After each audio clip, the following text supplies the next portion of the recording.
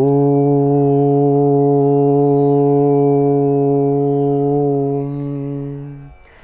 ಶ್ರೀ ಗುರುಭ್ಯೋ ನಮಃ. ಹರಿ ಓಂ. ಗುರುಬ್ರಹ್ಮ ಗುರುವಿಷ್ಣು ಗುರುದೇವೋ ಮಹೇಶ್ವರ ಗುರು ಸಾಕ್ಷಾತ್ ಪರಬ್ರಹ್ಮ ತಸ್ಮೈ ಶ್ರೀ ಗುರವೇ ನಮಃ. ಗುರವೇ ಸರ್ವಲೋಕಾನಾಂ ಶಚೇ ಭವರೋಗಿನಾಂ ನಿಧಿಯೇ ಸರ್ವವಿದ್ಯಾನಾಂ ಶ್ರೀ ದಕ್ಷಿಣಾಮೂರ್ತಯೇ ನಮೋ ನಮಃ. ಜ್ಞಾನಾನಂದಮಯಂ ದೇವಂ ನಿರ್ಮಲಂ ಸ್ಫಟಿಕಾಕೃತಿಂ ಆಧಾರಂ ಸರ್ವವಿದ್ಯಾನಾಂ ಹಯಗ್ರೀವಮುಪಾಸ್ಮಹೇ.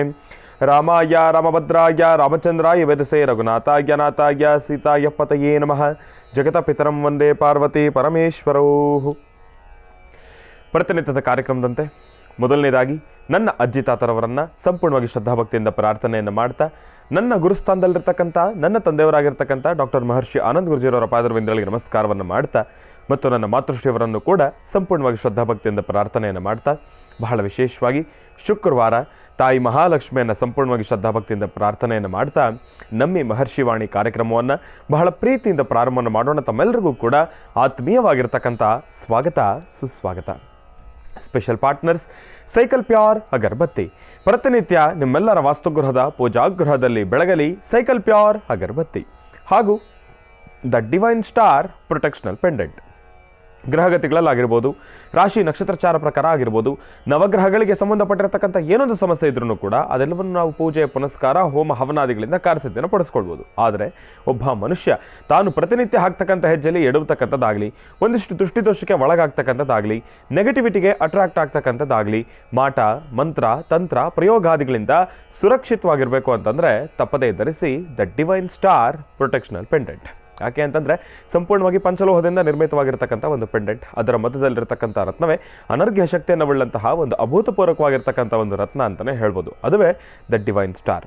ಇದನ್ನು ತಾವು ಆನ್ಲೈನಲ್ಲೂ ಕೂಡ ಖರೀದಿಯನ್ನು ಮಾಡ್ಬೋದು. ಇಲ್ಲವಾದಲ್ಲಿ ಆಶ್ರಮಕ್ಕೆ ಬಂದರೆ ಇವರದ್ದೇ ಆಗಿರ್ತಕ್ಕಂಥ ವ್ಯಾಪಾರದ ಮಳಿಗೆ ಇದೆ, ಅಲ್ಲೂ ಕೂಡ ತಾವು ಇದನ್ನು ಖರೀದಿಯನ್ನು ಮಾಡ್ಬೋದು. ಹಾಗಾಗಿ ಒಮ್ಮೆ ತಪ್ಪದೇ ಧರಿಸಿ ದ ಡಿವೈನ್ ಸ್ಟಾರ್ ಪ್ರೊಟೆಕ್ಷನಲ್ ಪೆಂಡೆಂಟ್. ಮತ್ತು ಸುದರ್ಶನ್ ಸಿಲ್ಕ್ಸ್, ಸಂಭ್ರಮ ವೆಡ್ಡಿಂಗ್ ಕಲೆಕ್ಷನ್ಸ್, ಚಿಕ್ಕಪೇಟೆ ಮತ್ತು ಮಾರತಹಳ್ಳಿ ಇನ್ನು ಸದ್ಗುರು ಆಯುರ್ವೇದ ಅಲೋವೆರಾ ಶಾಂಪೂ ಮತ್ತು ಕಂಡೀಷ್ನರ್ಸ್. ಎರಡು ಗುಣಗಳು ಕೂಡ ಒಂದರಲ್ಲೇ ಇರತಕ್ಕಂಥದ್ದಿದೆ. ಅದು ಕೇವಲ ₹2.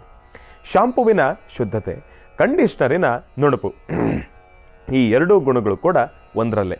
ಹಾಗಾಗಿ ನಿಮ್ಮ ಕೇಶದ ಸಂರಕ್ಷಣೆಗಾಗಿ ತಪ್ಪದೇ ಬಳಸಿ ಸದ್ಗುರು ಆಯುರ್ವೇದ ಅಲೋವೆರಾ ಶಾಂಪೂ ಮತ್ತು ಕಂಡೀಷ್ನರ್ಸ್. ಇನ್ನು ಭೀಮಾ ಜ್ಯುವೆಲರ್ಸ್, ಅದ್ಭುತವಾಗಿರ್ತಕ್ಕಂಥ ಸುಂದರವಾಗಿರ್ತಕ್ಕಂಥ ಆಭರಣಗಳ ಮಳಿಗೆ ಅಂತಲೇ ಹೇಳ್ಬೋದು ಭೀಮಾ ಜ್ಯುವೆಲರ್ಸ್.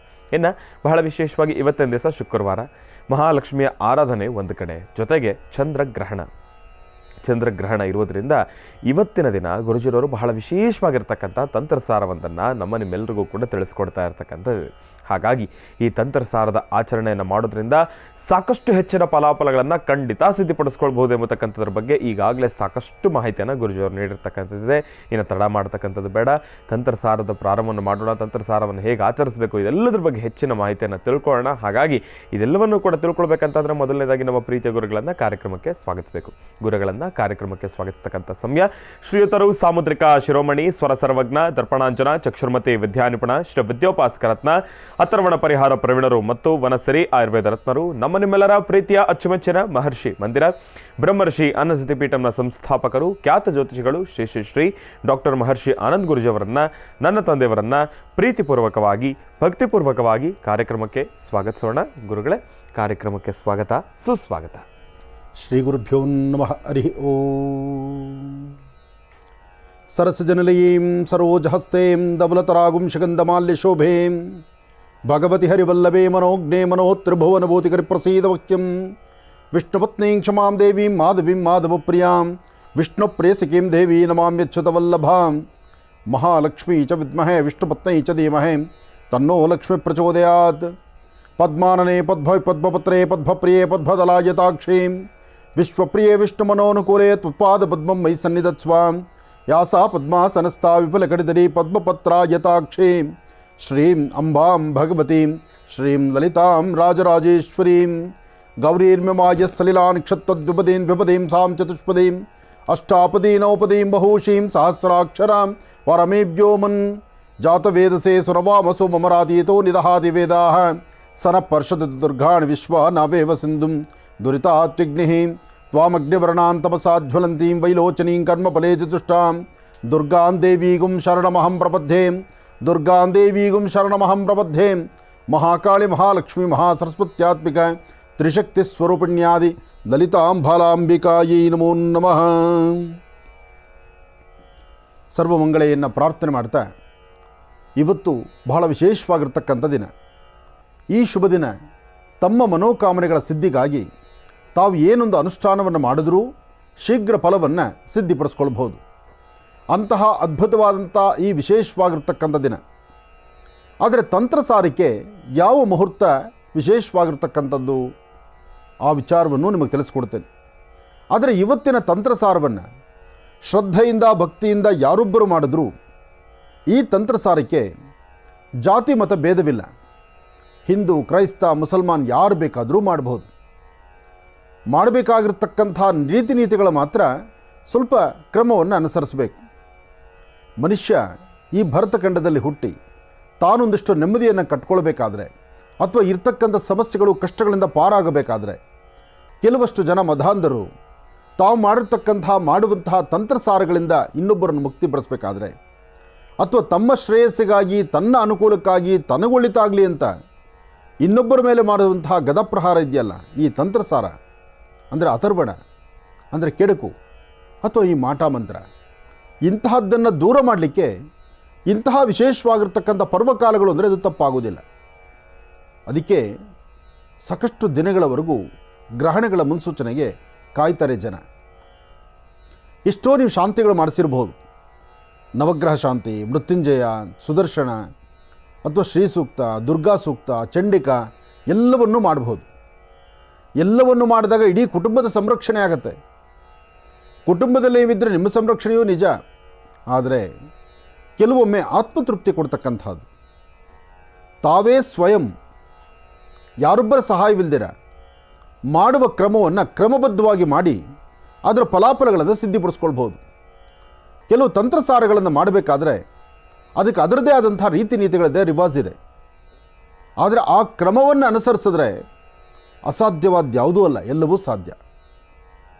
ಆದರೆ ಈ ವಿಚಾರ ಬಂದಾಗ ಮನೆಯಲ್ಲಿ ಅತ್ತೆ ಸೊಸೆಯರಿದ್ದರೆ ಅವರಿಬ್ಬರ ಮಧ್ಯದಲ್ಲಿ ಒಂದು ಸಣ್ಣದಾದಂಥ ಘರ್ಷಣೆಗಳು ಶುರುವಾಗುತ್ತೆ. ಇಡೀ ವಾಸ್ತುವಿನ ಸಂರಕ್ಷಣೆಗಾಗಿ, ಕುಟುಂಬದ ನಿರ್ವಹಣೆಗಾಗಿ ಅಥವಾ ಮನೆಯಲ್ಲಿರ್ತಕ್ಕಂಥ ಪತಿದೇವರು, ಅತ್ತೆ ಮಾವ ಅಥವಾ ಮೈದನ ನಾದನಿ ಎಲ್ಲರ ಸಂರಕ್ಷಣೆಗಾಗಿ ಮನೆಯ ಸೊಸೆ ಏನಾದರೂ ಇಂಥದ್ದೊಂದು ಪ್ರಯೋಗ ಮಾಡಿದ್ರೆ ಇಡೀ ಮನೆ ಕಂಟ್ರೋಲ್ ತಗೊಳ್ಳೋದಕ್ಕೆ ಏನೋ ಪ್ರಯೋಗ ಮಾಡ್ತಿದ್ಲಪ್ಪ ಅನ್ನೋ ಮಾತು ಹೇಳ್ತಾರೆ. ಆದರೆ ಮನೆಯಲ್ಲಿರ್ತಕ್ಕಂಥ ಅತ್ತೆ, ವಯಸ್ಸಾದಂಥ ಹಿರಿಯರು ಇಡೀ ಮನೆ ವಾಸ್ತುವಿನ ಸಂರಕ್ಷಣೆ ಮಾಡಲಿಕ್ಕಾಗಿ ಇಂತಹದ್ದೊಂದು ಅದ್ಭುತವಾದಂಥ ತಂತ್ರವನ್ನು ಮಾಡಿ ನಮ್ಮ ಕುಟುಂಬ ಚೆನ್ನಾಗಿರುತ್ತೆ ಅಂದರೆ ಅದು ನೀನು ಮಾಡಮ್ಮ, ನಾನು ಸಹಾಯ ಮಾಡ್ತೀನಿ, ನಾನೇನು ಮಾಡಬೇಕು ಹೇಳು, ನನ್ನ ಜವಾಬ್ದಾರಿ ನಾನು ಮಾಡ್ತೀನಿ ಅನ್ನೋ ಮಾತು ಅತ್ತೆ ಆಡಿಬಿಟ್ರೆ ಈ ಮಾಡಿರುವಂತಹ ಈ ತಂತ್ರಸಾರದ ಫಲ ಶೀಘ್ರವಾಗಿ ಕಾರ್ಯಸಿದ್ಧಿ ಆಗುತ್ತೆ. ಒಳಮನಸ್ಸು ಹೇಳುತ್ತೆ ಮಾಡುವ ಕ್ರಮವನ್ನು ಕ್ರಮಬದ್ಧವಾಗಿ ಮಾಡಿ ಫಲ ಸಿದ್ಧಿಸ್ಕೊಳ್ಬೇಕು ಅಂತ. ಆದರೆ ನಮ್ಮಲ್ಲೇನಪ್ಪ ಅಂದರೆ ತಳಬಿದ್ದರೂ ಮೀಸೆ ಮಣ್ಣಾಗಿಲ್ಲ ಅನ್ನೋದು ಒಂದಷ್ಟು ಜನಗಳ ವಾಡಿಕೆ ಮನಸ್ಥಿತಿ. ಆದರೆ ಈ ತಂತ್ರಗಳಿಂದ ನಿಮ್ಮ ಯಾವುದೇ ತರಹ ಸಮಸ್ಯೆ ಇದ್ದರೂ ಸಮಸ್ಯೆಗಳಿಗೆ ಒಂದು ಪರಿಹಾರ ಸಿಗುತ್ತೆ. ಹಾಗಂತ ಈ ತಂತ್ರಸಾರ ಮಾಡಿದ ನಂತರ ಇದು ಜೀವನದ ಕಡೆಯ ದಿನದವರೆಗೂ ಇದನ್ನು ಸಂರಕ್ಷಣೆ ಮಾಡುತ್ತಾ? ಇದು ಒಂದು ಯಕ್ಷ ಪ್ರಶ್ನೆ. ಆದರೆ ಅದು ಸಾಧ್ಯವಿಲ್ಲ. ಒಂದು ಗ್ರಹಣದಿಂದ ಮತ್ತೊಂದು ಗ್ರಹಣದ ಮಧ್ಯದಲ್ಲಿರ್ತಕ್ಕಂಥ ದಿನಗಳ ಸಂರಕ್ಷಣೆ ಮಾತ್ರ ಈ ಪ್ರಯೋಗಗಳು. ಮೊದಲನೇದಾಗಿ ಪ್ರಯೋಗ ಎಂಬತಕ್ಕಂಥದ್ದು ಜಗದ್ಗುರುಗಳಾದಂಥ ಆದಿಶಂಕರರು ರಚಿಸಿರ್ತಕ್ಕಂಥ ಅಥರ್ವಣ ಪ್ರಯೋಗಗಳು ಸಾಕಷ್ಟು ಇದೆ. ಅಂದರೆ 4 ವೇದಗಳು, ಋಗ್ವೇದ, ಯಜುರ್ವೇದ, ಸಾಮವೇದ, ಅಥರ್ವಣ ವೇದ, ಈ 4 ವೇದಗಳಿದೆಯಲ್ಲ, ಈ 4 ವೇದಗಳಲ್ಲಿ 4 ವಿಭಿನ್ನವಾದಂಥ ಅನುಷ್ಠಾನಗಳಿದೆ. ವೇದ ಮಂತ್ರಗಳನ್ನು ಕೇಳಲಿಕ್ಕೆ ಬಹಳ ಹಿಂಪಾಗಿರ್ತಕ್ಕಂಥದ್ದು ಋಗ್ವೇದ. ಸಾಮವೇದ ಸಂಗೀತದ ಮೂಲಕ ಬರ್ತಕ್ಕಂಥದ್ದು. ಅಥರ್ವಣ ವೇದ ತಂತ್ರ ಮಂತ್ರ ಯಂತ್ರಗಳಿಗೆ ಸಂಬಂಧಪಡ್ತಕ್ಕಂಥದ್ದು. ಹೀಗೆ ಒಂದೊಂದು ವೇದ ಒಂದೊಂದು ಭಾಗಗಳಲ್ಲಿ ಇದು ಪ್ರಸಿದ್ಧಿ ಹೊಂದಿದೆ. ಆದರೆ ಅಥರ್ವಣದಲ್ಲಿ ಮಾತ್ರ ಯಾವಾಗೇ ನಾವು ಅಥರ್ವಣದ ಬಗ್ಗೆ ಚಿಂತನೆ ಮಾಡಿದ್ರೂ ಆ ಕ್ಷಣಕ್ಕೆ ಬಂದೊದಗುವಂಥ ಸಮಸ್ಯೆಗಳನ್ನು, ಗಂಡಾಂತರಗಳನ್ನು ದೂರ ಮಾಡುವ ಶಕ್ತಿ ಅಥರ್ವಣ ಕಲ್ದಿರ ಮತ್ತೆ ಯಾವುದಕ್ಕೂ ಅಲ್ಲ. ಅಂತಹ ಅದ್ಭುತವಾದಂತಹ ಒಂದು ಚಿಂತನೆ. ದತ್ತಾತ್ರೇಯ ತಂತ್ರ ರಹಸ್ಯ ಅಂತ ಒಂದು ಅದ್ಭುತವಾದ ಗ್ರಂಥ ಇದೆ. ಆ ಗ್ರಂಥದಲ್ಲಿ ಬರೆದಿರುವಂತಹ ಒಂದೊಂದು ತಂತ್ರಗಳಿದೆಯಲ್ಲ, ಅಬ್ಬಬ್ಬಾ ಸಾಕಷ್ಟು ವಿಶೇಷತೆಗಳಿದೆ. ಆದರೆ ಮಾಡುವ ಕ್ರಮಬದ್ಧವಾಗಿರಬೇಕು. ಬರೆದಿರುವಂತಹ ವನಸರಿಗಳನ್ನು ಉಪಯೋಗಿಸಬೇಕು. ಹಾಗೆ ಗುರುಮುಖೇನ ಪಾಠ ಆಗಿರಬೇಕು. ಬರೀ ಪುಸ್ತಕದಲ್ಲಿರ್ತಕ್ಕಂಥದ್ದು ನೋಡಿಕೊಂಡು ಇಲ್ಲಿ ಮಾಡಲಿಕ್ಕೆ ಆಗೋದಿಲ್ಲ. ಮಾಡಿದ ಮೇಲೆ ಅದರ ಅನುಭವ ನಿಮಗೆ ಗೊತ್ತಾಗಬೇಕು. ಹಾಗೆ ಯಾವುದೇ ತಂತ್ರವನ್ನು, ಅಥರ್ವಣಕ್ಕೆ ಸಂಬಂಧಪಟ್ಟಂಥ ಯಾವುದೇ ತಂತ್ರ ಭಾಗವನ್ನು ಮಾಡಬೇಕಾದರೂ ಮಾಡಿದ ಮೇಲೆ ಅದರ ಸಮಯ, ಅದರ ಕಾಲಾವಧಿ ಇದೆಯಲ್ಲ, ಅದರಲ್ಲಿ ಆಗುವಂತಹ ಆಗುಹೋಗುಗಳ ಬಗ್ಗೆ ಅವರ ಅನುಭವ ಇದ್ದರೆ ಮಾತ್ರ ಇದನ್ನು 4 ಜನಕ್ಕೆ ತಿಳಿಸ್ಬೇಕು. ಇದನ್ನೆಲ್ಲರೂ ಚೆನ್ನಾಗಿ ಅರ್ಥ ಮಾಡ್ಕೊಳ್ಳಿ. ಇವತ್ತು ಆನಂದ್ ಗುರೂಜಿಯವರು ಇಲ್ಲಿ ಕೂತು ಒಂದು ತಂತ್ರಸಾರವನ್ನು ಮಾಡಿದ್ದಾರೆ ಅಂದರೆ, ನಾಳೆ ಮತ್ತೊಬ್ಬರು ಇನ್ನೊಂದು ಜಾಗದಲ್ಲಿ ಕೂತ್ಕೊಂಡು ಮಾಡಿರ್ತಕ್ಕಂಥದ್ದು ಮೇಲೆ ಕಟ್ ಮಾಡು, ತಳಗೆ ಕಟ್ ಮಾಡು, ಮಧ್ಯದಲ್ಲಿ ಇಟ್ಕೋ, ಅಥವಾ ಇನ್ನೇನೋ ಒಂದು ಮಾಡು, ಮತ್ತೊಂದು ಮಾಡಿಬಿಟ್ಟು ಅದನ್ನು ಅಧ್ವಾನ ಮಾಡಿ ನಾನೂ ಮಾಡಿದ್ದೀನಿ ನೋಡಿ ಅಂದರೆ ನಿಜಕ್ಕೂ ದೊಡ್ಡ ಅಪರಾಧ, ಸಮಸ್ಯೆ, ಸೆರೆಮಾಲೆ. ಯಾವುದೇ ತಂತ್ರ ಮಂತ್ರ ಯಂತ್ರಗಳಿಗಾದರೂ ಅದರ ಪ್ರಾರಂಭ ಮತ್ತು ಅಂತ್ಯ ಕ್ರಮಬದ್ಧವಾಗಿರಬೇಕು. ಹಾಗೆ ಅದರ ಅರಿವಿರಬೇಕು, ಅದರ ಅನುಭವ ಇರಬೇಕು. ಅನುಭವನೇ ಪ್ರಧಾನವಾಗಿರ್ತಕ್ಕಂಥದ್ದು ತಂತ್ರಗಳಲ್ಲಿ. ಅನುಭವ ಇಲ್ದಿರ ತಂತ್ರಗಳನ್ನು ಹೇಳೋದಾಗಲಿ ಮಾಡೋದಾಗಲಿ ಎರಡೂ ಅಪರಾಧನೇ. ಒಳ್ಳೆಯದಾಗಲಿ. ಇನ್ನು ಬಹಳ ವಿಶೇಷವಾಗಿ ಇಂದಿನ ಭಾಗದಲ್ಲಿ ಗುರುಗಳನ್ನು ಬಹಳ ಪ್ರೀತಿಯಿಂದ ಕಾರ್ಯಕ್ರಮಕ್ಕೆ ಸ್ವಾಗತಿಸಿರ್ತಕ್ಕಂಥದ್ದಾಯಿತು. ತಂತ್ರಸಾರದ ಬಗ್ಗೆ ಸಾಕಷ್ಟು ವಿಚಾರಗಳನ್ನು ತಿಳಿಸ್ತಾ ಇದ್ರು. ಅದನ್ನು ಮತ್ತೆ ಮುಂದುವರಿಸೋಣ. ಅದರ ಜೊತೆಗೆ ಇವತ್ತಿನ ದಿನದ ವಿಶೇಷತೆ, ಪಂಚಾಂಗ ಶ್ರವಣ, ಅದೆಲ್ಲವನ್ನು ಕೂಡ ತಿಳ್ಕೊಳ್ಬೇಕಲ್ವಾ? ಹಾಗಾಗಿ ಈಗ ಪ್ರಾರಂಭ ಮಾಡೋಣ ದಿನ ವಿಶೇಷ.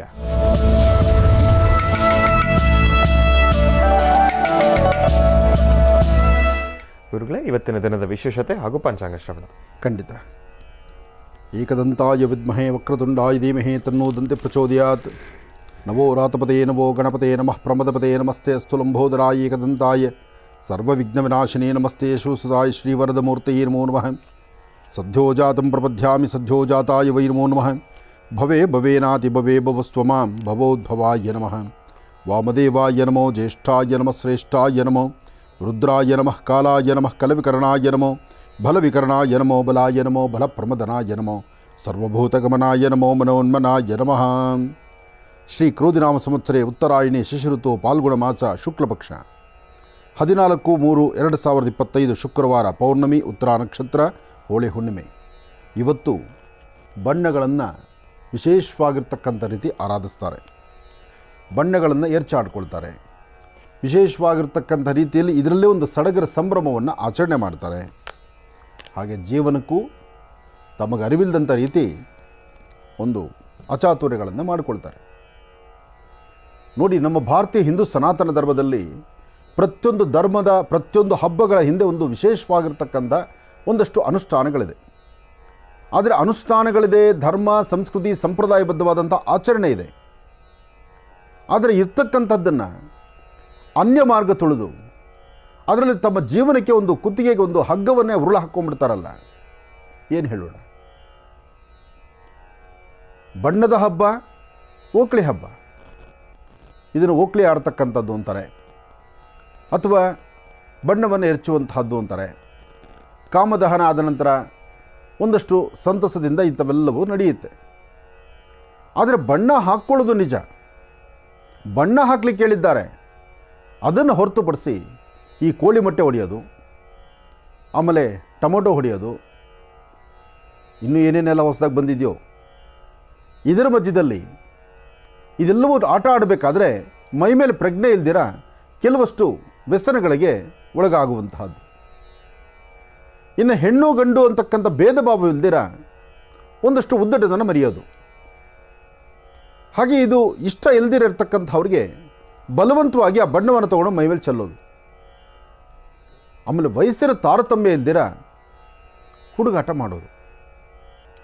ಒಂದಷ್ಟು ಜನಗಳ ಮನಸ್ಸು ಚಂಚಲತೆಗೊಂಡು ಅವರು ಕಣ್ಣೀರು ಹಾಕೋ ರೀತಿ ಮಾಡೋದು. ಮೊದಲೇ ಹೇಳಿದೆ, ಹೆಣ್ಣು ಗಂಡು ವಯಸ್ಸಿನ ತಾರತಮ್ಯವಿಲ್ದಿರ, ಹೆಣ್ಣು ಗಂಡು ಎಂಬತಕ್ಕಂಥ ಅಂತರವಿಲ್ದಿರ ಇಂಥ ಹಬ್ಬಗಳನ್ನು, ಧರ್ಮದ ಹಬ್ಬಗಳನ್ನು, ವಿಶೇಷವಾಗಿರ್ತಕ್ಕಂಥ ಹಬ್ಬವನ್ನು ಬೇರೊಂದು ಥರ ತಿರುಚಿ ಅವರು ಆಟ ಆಡಿ ಅದಕ್ಕಿರ್ತಕ್ಕಂಥ ಹಬ್ಬಕ್ಕೆ ಒಂದು ದೊಡ್ಡ ಕಳಂಕವನ್ನು ತರ್ತಕ್ಕಂಥದ್ದು, ಇಂಥವೆಲ್ಲ ಮಾಡ್ತಾರೆ. ಆದರೆ ಎಚ್ಚರಿಕೆ ವಹಿಸಬೇಕಾದ್ದು ಹಬ್ಬದಲ್ಲಿ ಪಾಲ್ಗೊಳ್ತಕ್ಕಂಥವ್ರನ್ನ. ಮನೆಯಲ್ಲಿ ಕುಟುಂಬದ ಸಂಸಾರದೊಂದಿಗೆ ನೀವು ಏನು ಬೇಕಾದ್ದು ಮಾಡ್ಕೊಳ್ಳಿ, ಸಂತೋಷ. ಆದರೆ ಮನಸ್ಸಲ್ಲಿ ಒಂದು ಇಟ್ಕೊಂಡು ಹೊರಗಡೆ ಮತ್ತೊಂದು ರೀತಿ ನಿಮ್ಮ ಬಣ್ಣವನ್ನು ತೋರಿಸ್ತಾ ಜೀವನವನ್ನು ಇಂತಹದ್ರಲ್ಲಿ ನಾಶನ ಮಾಡ್ಕೊಂಡು ಹಾಳು ಮಾಡ್ಕೊಳ್ಳೋದು ಅದು ಸಭ್ಯತೆಯೂ ಅಲ್ಲ, ಸಂಪ್ರದಾಯನೂ ಅಲ್ಲ. ಎಚ್ಚರಿಕೆ ಇರಲಿ, ಒಳ್ಳೆಯದಾಗಲಿ. ಏನೇ ಹೇಳಿದ್ರು ಈ ನಿಮ್ಮ ಆನಂದ್ ಗುರೂಜಿಯವರು ಹೆಣ್ಣು ಮಕ್ಕಳಿಗೊಂದು ಕಿವಿ ಮಾತು, ಇಂತಹ ದಿನಗಳಲ್ಲಿ ನಿಮ್ಮ ಉಡುಗೆ ತೊಡುಗೆಯನ್ನು, ನಿಮ್ಮ ಬಟ್ಟೆಯನ್ನು ಮತ್ತು ನೀವಿರಬೇಕಾಗಿರ್ತಕ್ಕಂಥ ರೀತಿ ನೀತಿಯನ್ನು, ನೀವು ಬೆಳಗ್ಗೆದ್ದರೆ ಹೆಣ್ಣುಮಕ್ಕಳು ಇನ್ನೊಬ್ಬರ ಮನೆ ದೀಪ ಹಚ್ಚಲಿಕ್ಕೆ ಹೊರಡಬೇಕು ಎಂಬತಕ್ಕಂಥ ಪರಿಜ್ಞಾನವನ್ನು ನಿಮಗೆ ಜನ್ಮ ಕೊಟ್ಟಂಥ ನಿಮ್ಮ ತಂದೆ ತಾಯಿನ ಮನಸ್ಸಲ್ಲಿಟ್ಟುಕೊಂಡು ನಿಮ್ಮ ಸಂತೋಷಕ್ಕೆ ಧಕ್ಕೆ ಬರುವಂಥ ರೀತಿ, ನಿಮ್ಮ ಸಂತೋಷಕ್ಕೆ ಅಡ್ಡಿಪಡಿಸುವಂಥದ್ದು ಆನಂದ್ ಗುರೂಜಿಯವರ ಕರ್ತವ್ಯ ಅಲ್ಲ, ಅಥವಾ ಅದು ಹೇಳುವಂಥ ರೀತಿಯೂ ನಾನಲ್ಲ. ಆದರೆ ನಾಳೆ ನೀವು ಕಣ್ಣೀರು ಹಾಕಬಾರ್ದಲ್ಲ, ಅದರ ಬಗ್ಗೆ ಒಂದು ಚಿಂತನೆ ಮಾಡುವಂಥ ಶಕ್ತಿ ಅಷ್ಟೇ. ಯಾಕೆಂದರೆ ನಮ್ಮನೆ ಹೆಣ್ಣುಮಕ್ಕಳಿದ್ದಾಗೆ ನೀವೆಲ್ಲ. ಆ ಉದ್ದೇಶಕ್ಕೆ ಈ ವಿಚಾರ ನಾನು ನಿಮ್ಮ ಮುಂದೆ ಇಡ್ತಾ ಇದ್ದೇನೆ. ನಿಮ್ಮ ತಂದೆ ತಾಯಿ ಪಾಠ ಹೇಳಿದ್ರು, ಈ ನಿಮ್ಮ ಅಣ್ಣನಾಗಿರ್ತಕ್ಕಂಥ ಆನಂದ್ ಗುರೂಜಿ ಪಾಠ ಹೇಳಿದ್ರು ಒಂದೇ ಅಂತ ನೀವು ತಿಳ್ಕೊಳ್ಬೇಕು. ಯಾಕೆಂದರೆ ಇದು ನೈಜವಾಗಿ ನಡೆದಂತಹ ಕೆಲವು ಘಟನೆಗಳು ಆನಂದ್ ಗುರೂಜಿಯವರ ಮುಂದೆ ಬಂದು ಕಣ್ಣೀರು ಹಾಕಿದಂಥ ತಾಯಂದರು, ಹೆಣ್ಣುಮಕ್ಕಳು, ಅದಾದ ನಂತರ ಇನ್ನು ಮುಂಬರ್ತಕ್ಕಂಥ ದಿನಗಳು ಯಾರೂ ಈ ಥರ ಕಣ್ಣೀರು ಹಾಕಬಾರ್ದು ಎಂಬತಕ್ಕಂಥ ಚಿಂತನೆಯಿಂದ ಮಾತ್ರ ಇಲ್ಲಿ ಒಂದು ನೀತಿ ಪಾಠ. ಇಲ್ಲಾಂದರೆ ಮಹರ್ಷಿವಾಣಿ ಕಾರ್ಯಕ್ರಮಕ್ಕೆ ಇವತ್ತು ಸಮಯ ಸಾಲದು. ಯಾಕೆಂದರೆ ಅಂತಹ ಅದ್ಭುತವಾದ ಕಾರ್ಯಕ್ರಮ ನನ್ನ ಪಕ್ಕದಲ್ಲಿದೆ. ಅಂತಹ ಒಂದು ತಂತ್ರವನ್ನು ಇವತ್ತು ನಿಮ್ಮ ಮುಂದೆ ತಿಳಿಸಬೇಕು ಅನ್ನೋ ಚಿಂತನೆ. ಆದರೆ ಇವತ್ತು ಹೋಳಿ ಹಬ್ಬ ಅಲ್ವಾ, ಹಬ್ಬಕ್ಕೆ ಬಣ್ಣ ಹಚ್ಕೊಳ್ಳುವಂತಹ ಸಂತೋಷ ಇದೆಯಲ್ಲ, ಅದರಲ್ಲೂ ನಮ್ಮ ಊರಲ್ದಿರ ಹೊರ ಊರುಗಳಿಂದ ನನ್ನ ಮಗಳು ನನ್ನ ಮಗನೋ ಚೆನ್ನಾಗಿ ಓದ್ತಾರೆ, ವಿದ್ಯಾವಂತನಾಗ್ತಾರೆ ಅಂತ ಊರುಗಳಿಂದ ತಂದೆ ತಾಯಿ ಕನಸು ಕಟ್ಟಿಕೊಂಡು ಆ ಮಕ್ಕಳನ್ನ ಇಲ್ಲಿ ಹಾಸ್ಟೆಲ್ಗಳಲ್ಲಿ ಬಿಟ್ಟು ಶಾಲೆಗಳಲ್ಲಿ ಓದಿಸ್ತಾ ಇದ್ದಾರಲ್ಲ, ಕಾಲೇಜುಗಳಲ್ಲಿ, ಅಂಥ ಹೆಣ್ಣುಮಕ್ಕಳ ಮನ ಪರಿಸ್ಥಿತಿ ನೋಡಬೇಕು, ಅಂಥ ಗಂಡು ಮಕ್ಕಳು ಆಡ್ತಾ ಇರ್ತಕ್ಕಂಥ ಆಟ ನೋಡಬೇಕು. ಯಾಕೆಂದರೆ ದಂಡಿಸ್ಲಿಕ್ಕೆ ಅಪ್ಪ ಅಮ್ಮ ಊರಲ್ಲಿ ಇರ್ತಾರಲ್ಲ, ಆದರೆ ಅವ್ರು ಮಾಡುವಂಥದ್ದನ್ನು ನೋಡಿ ನಮ್ಮನೆ ಮಕ್ಕಳು ಅದೇ ಥರ ತಯಾರಾಗೋದು. ಅದು ಯಾವತ್ತೂ ಹಾಗೇನೇ ನಡೆಯೋದು ನೀತಿ ಪಾಠ. ನಮ್ಮನೆ ಮಕ್ಕಳು ದಾರಿ ತಪ್ತಾರೆ ಅಂತ ನಾನು ಹೇಳೋದಿಲ್ಲ, ಆದರೆ ಪಕ್ಕದಲ್ಲಿರ್ತಕ್ಕಂಥವ್ರು ಆಟ ಆಡಿದಾಗ ನಾವು ಹಾಗೆ ಆಡಬಾರ್ದಕ್ಕೆ, ಅಥವಾ ಆಡಿದ್ರೆ ನಾವ್ಯಾಕೆ ಸೇರಬಾರ್ದು, ಈ ಚಿಂತನೆ ಬಂದೇ ಬರುತ್ತೆ. ಅದು ಸಹಜ. ಆದರೆ ಎಚ್ಚರಿಕೆ ವಹಿಸಬೇಕಾದ್ದು ನಿಮ್ಮ ಧರ್ಮ. ಒಳ್ಳೆಯದಾಗಲಿ, ಶುಭವಾಗಲಿ. ಇನ್ನು ಇವತ್ತು ರಾಶಿಫಲದತ್ತನೂ ಒಂದಷ್ಟು ಗಮನ ಹರಿಸೋಣ. ಆದರೆ ರಾಶಿಫಲನ ಹೇಳೋದಕ್ಕೂ ಮುನ್ನ ಇವತ್ತಿನ ತಂತ್ರಸಾರಿಕೆ ಭಾಳ ಸ್ಪಷ್ಟವಾದಂಥ, ಸರಿಯಾದಂಥ ಒಂದು ಕ್ರಮಬದ್ಧವಾದಂಥ ಅನುಷ್ಠಾನ ಇರೋದರಿಂದ ರಾಶಿಫಲವನ್ನು ತದನಂತರ ತಿಳ್ಕೊಳ್ಳೋಣ. ಆದರೆ ಇಂಥ ಹುಣ್ಣಿಮೆಯೆಂದು ನಡೆಸುವಂಥ ಈ ತಂತ್ರಸಾರಿಕೆ ಶೀಘ್ರ ಫಲ ಇದೆ. ಈ ತಂತ್ರಸಾರ ಮಾಡೋದ್ರಿಂದ ಏನು ಫಲ, ಇದನ್ನು ಒಮ್ಮೆ ಸ್ಪಷ್ಟೀಕರಿಸ್ತಾ ಇದ್ದೇನೆ. ಒಂದು ವಾಸ್ತುಗೃಹದಲ್ಲಿರಬೇಕಾಗಿರ್ತಕ್ಕಂಥ ನೆಮ್ಮದಿಯನ್ನು ತಾವು ಈ ತಂತ್ರದಿಂದ ಸಿದ್ಧಿಪಡಿಸ್ಕೊಳ್ಬೋದು. ದಂಪತಿಗಳ ಮಧ್ಯದಲ್ಲಿ ಬರ್ತಕ್ಕಂಥ ತೊಂದರೆಗಳನ್ನು ಇದರಲ್ಲಿ ಸರಿಪಡಿಸ್ಕೊಳ್ಬಹುದು. ಮನೆಯಲ್ಲಿ ಮಕ್ಕಳಿದ್ದಾರೆ, ಅವ್ರು ಏಳಿಗೆ ಆಗ್ತಾ ಇಲ್ಲ, ಯಶಸ್ಸಾಗ್ತಾ ಇಲ್ಲ, ಅದರ ಬಗ್ಗೆ ಸರಿಪಡಿಸ್ಕೊಳ್ಬೋದು. ಯಾರೋ ಈ ಮನೆಗೆ ಏನೋ ಒಂದು ತಂತ್ರಸಾರ ಮಾಡಿದ್ದಾರೆ, ಅಥವಾ ನನಗೇನೋ ತೊಂದರೆ ಆಗಿದೆ, ನನ್ನ ಪರಿಸರದಲ್ಲಿ ನಾನು ನೋವು ಪಡ್ತಾ ಇದ್ದೀನಿ, ನನ್ನ ನೋವು ಯಾರ ಹತ್ರ ಹೇಳ್ಕೊಡ್ರು ಅದು ಅರ್ಥ ಆಗ್ತಾ ಇಲ್ಲ ಅನ್ನೋರಿಗೆ ಭಾಳ ಸುಲಭನಾದಂಥ ರೀತಿಯಲ್ಲಿ ಈ ತಂತ್ರಸಾರ ಇದೆ. ಈ ತಂತ್ರಸಾರ ಮಾಡುವ ರೀತಿಯೂ ಸಹಿತ ಬಹಳ ವಿಭಿನ್ನ. ಏನಿದು ಹೊಸತನ ಇದೆ, ಇದಕ್ಕೆ ಬಳಸುವ ಪದಾರ್ಥಗಳು ಒಂಥರ ವಿಭಿನ್ನವಾಗಿ ಇದೆಯಲ್ಲ, ಇದು ನಿಮಗೆ ಅನಿಸುತ್ತೆ. ಅಥರ್ವಣ ಅಂತ ಮೊದಲೇ ಹೇಳಿದ್ದೇನೆ, ಇದು ಸುಮ್ಮನೆ ಏನೋ ದೃಷ್ಟಿ ತೆಗೆದು ಹಾಕುವಂಥ ಕ್ರಮ ಅಲ್ಲ. ಇದರಲ್ಲಿ ವಾಸ್ತುಗೃಹಕ್ಕೆ ಅಕಸ್ಮಾತ್ ಈ ಕುಟುಂಬದಲ್ಲಿರ್ತಕ್ಕಂಥವ್ರು ಅಭಿವೃದ್ಧಿ ಆಗ್ತಾ ಇದ್ದಾರೆ, ಈ ಕುಟುಂಬದಲ್ಲಿರ್ತಕ್ಕಂಥವರು ನಮಗೆ ಗೊತ್ತಿಲ್ಲದಂಥ ರೀತಿ ಬಹಳ ಉನ್ನತವಾದಂಥ ಸ್ಥಿತಿಗೆ ಬರ್ತಿದ್ದಾರೆ, ಈ ಕುಟುಂಬದ ವ್ಯಕ್ತಿಗಳು ನೆನ್ನೆ ಮೊನ್ನೆ ನೋಡಿದಾಗ ಹಾಗಿದ್ರು ಇವತ್ತು ಹೀಗಿದ್ದಾರೆ, ನಮ್ಮ ಜನಗಳ ಮನಸ್ಸದು. ತಾನು ಶ್ರಮಪಟ್ಟು ಅವರಂಗೆ ನಾನು ಆಗಬೇಕು ಎಂಬತಕ್ಕಂಥ ಚಿಂತನೆಯನ್ನು ಖಂಡಿತ ನಾನು ಮಾಡೋದಿಲ್ಲ. ಅದು ನಮ್ಮ ಜನಗಳಲ್ಲಿ ಆ ಮನಸ್ಸು ತುಂಬ ಕಡಿಮೆ ಜನಕ್ಕೆ ಬರುತ್ತೆ. ನಿನ್ನೆ ಹಾಗಿದ್ದ ಇವತ್ತು ನೋಡಪ್ಪ ಮನೆ ಮುಂದೆ ಒಂದು ಕಾರ್ ನಿಲ್ಲಿಸಿದ ಅಂತಾರೆ. ನಿನ್ನೆ BTS ಬಸ್ ಹತ್ತದವನು ಇವತ್ತು ಮನೆ ಮುಂದೆ ಕಾರ್ ನಿಲ್ಲಿಸಿದ್ದಾನೆ. ನಿನ್ನೆ ಬ್ಯಾಂಕ್ ಬ್ಯಾಲೆನ್ಸ್ 0 ಇದ್ದವನು ಇವತ್ತು ಬ್ಯಾಂಕಲ್ಲಿ ಒಂದಷ್ಟು ಬ್ಯಾಲೆನ್ಸ್ ಇಟ್ಕೊಂಡಿದ್ದಾನೆ. ನಿನ್ನೆ ಮೊನ್ನೆ ಹರಿದಿರೋ ಬಟ್ಟೆ ಹಾಕೊಂಡವನು ಇವತ್ತು ಆಲೆ ಶೂಟು ಬುಟ್ಟು ಹಾಕೊಂಡು ಓಡ್ತಾ ಇದ್ದಾನೆ. ನಿನ್ನೆ ಒಂಟಿತನ ಇದ್ದಪ್ಪ ನೋಡಿ ಆಲೆ ಒಳ್ಳೆ ಹೆಂಡತಿ ಜೊತೆ ಆಚೆ ಓಡಾಡ್ತಿದ್ದಾನೆ. ಇಂತಹ ನೀಚವಾಗಿ ಆಲೋಚನೆ ಮಾಡ್ತಾರೆ ಒಂದಷ್ಟು ಜನ. ಮಾಡೋ ಕೆಲಸ ಏನು ಗೊತ್ತಾ, ಅವ್ರು ಮಾಡುವ ಕೆಲಸ ಎಲ್ಲವೂ ನಮಗೆ ಅಪ್ಲೈ ಆಗುತ್ತೋ, ನಮಗೆ ತಂತ್ರಸಾರ ಎಫೆಕ್ಟ್ ಆಗುತ್ತೋ ಇಲ್ಲೋ ಅದು ಆಮೇಲಿನ ಕತೆ. ಆದರೆ ವ್ಯಕ್ತಿನ ಮನಸ್ಸಲ್ಲಿ ಇಟ್ಕೊಂಡು ಒಂದು ಕೆಡುಕು ಪ್ರಯೋಗ ಮಾಡಲಿಕ್ಕೆ ಮುಂದಾಗ್ಬಿಡ್ತಾರೆ. ಆ ಮಾಡೋ ಪ್ರಯೋಗ ಅದು ಬ್ಯಾಂಕ್ ಬ್ಯಾಲೆನ್ಸ್, ಅದು ಎಲ್ಲೂ ಹೋಗಲ್ಲ. ಅದು ಅಲ್ಲಿ ಸುತ್ಕೊಂಡು ಇಲ್ಲಿ ಸುತ್ಕೊಂಡು ಅದು ಬಡ್ಡಿ ಸಮೇತ ಪುನಃ ನಿಮಗೆ ಬರುತ್ತದು. ಆದರೆ ನಿಮಗೆ ಬರೋದು ತಡವಾಗಿ ಬರುತ್ತೆ. ಮಾಡಿರ್ತಕ್ಕಂಥವ್ರಿಗೆ ಹೆಗಲೇರ್ಬಿಡುತ್ತೆ. ಆ ಹೆಗಲೇರ್ತಕ್ಕಂಥದ್ದನ್ನು ತಡ್ಕೊಂಡು ಅದನ್ನು ಸುಧಾರಣೆ ಮಾಡೋಕ್ಕೆ ನಮ್ಮ ಕೈಲಿ ಆಗೋದಿಲ್ಲ. ಆವಾಗ ಇಂಥ ತಂತ್ರಗಳು ಬೇಕಾಗತ್ತೆ. ಪ್ರಯೋಗ ಮಾಡಿದ ತಕ್ಷಣ ಎಫೆಕ್ಟ್ ಆಗೋದಿಲ್ಲ. ಇದನ್ನು ಚೆನ್ನಾಗಿ ಅರ್ಥ ಮಾಡ್ಕೊಳ್ಳಿ. ನಮ್ಮ ಸುತ್ತಮುತ್ತ ಶತ್ರುಗಳಿದ್ದು ನಮ್ಮ ಮೇಲೆ ಏನೋ ಒಂದು ಕೆಟ್ಟ ಪ್ರಯೋಗ ಮಾಡಿದ್ರು ಅಂದರೆ ಅವ್ರು ಮಾಡಿದ ತಕ್ಷಣ ನಮಗೆ ಎಫೆಕ್ಟ್ ಆಗಲ್ಲ. ಅವ್ರು ಎಫೆಕ್ಟ್ ಆಗ್ಬೇಕಾದ್ರೆ ಯಾವಾಗ?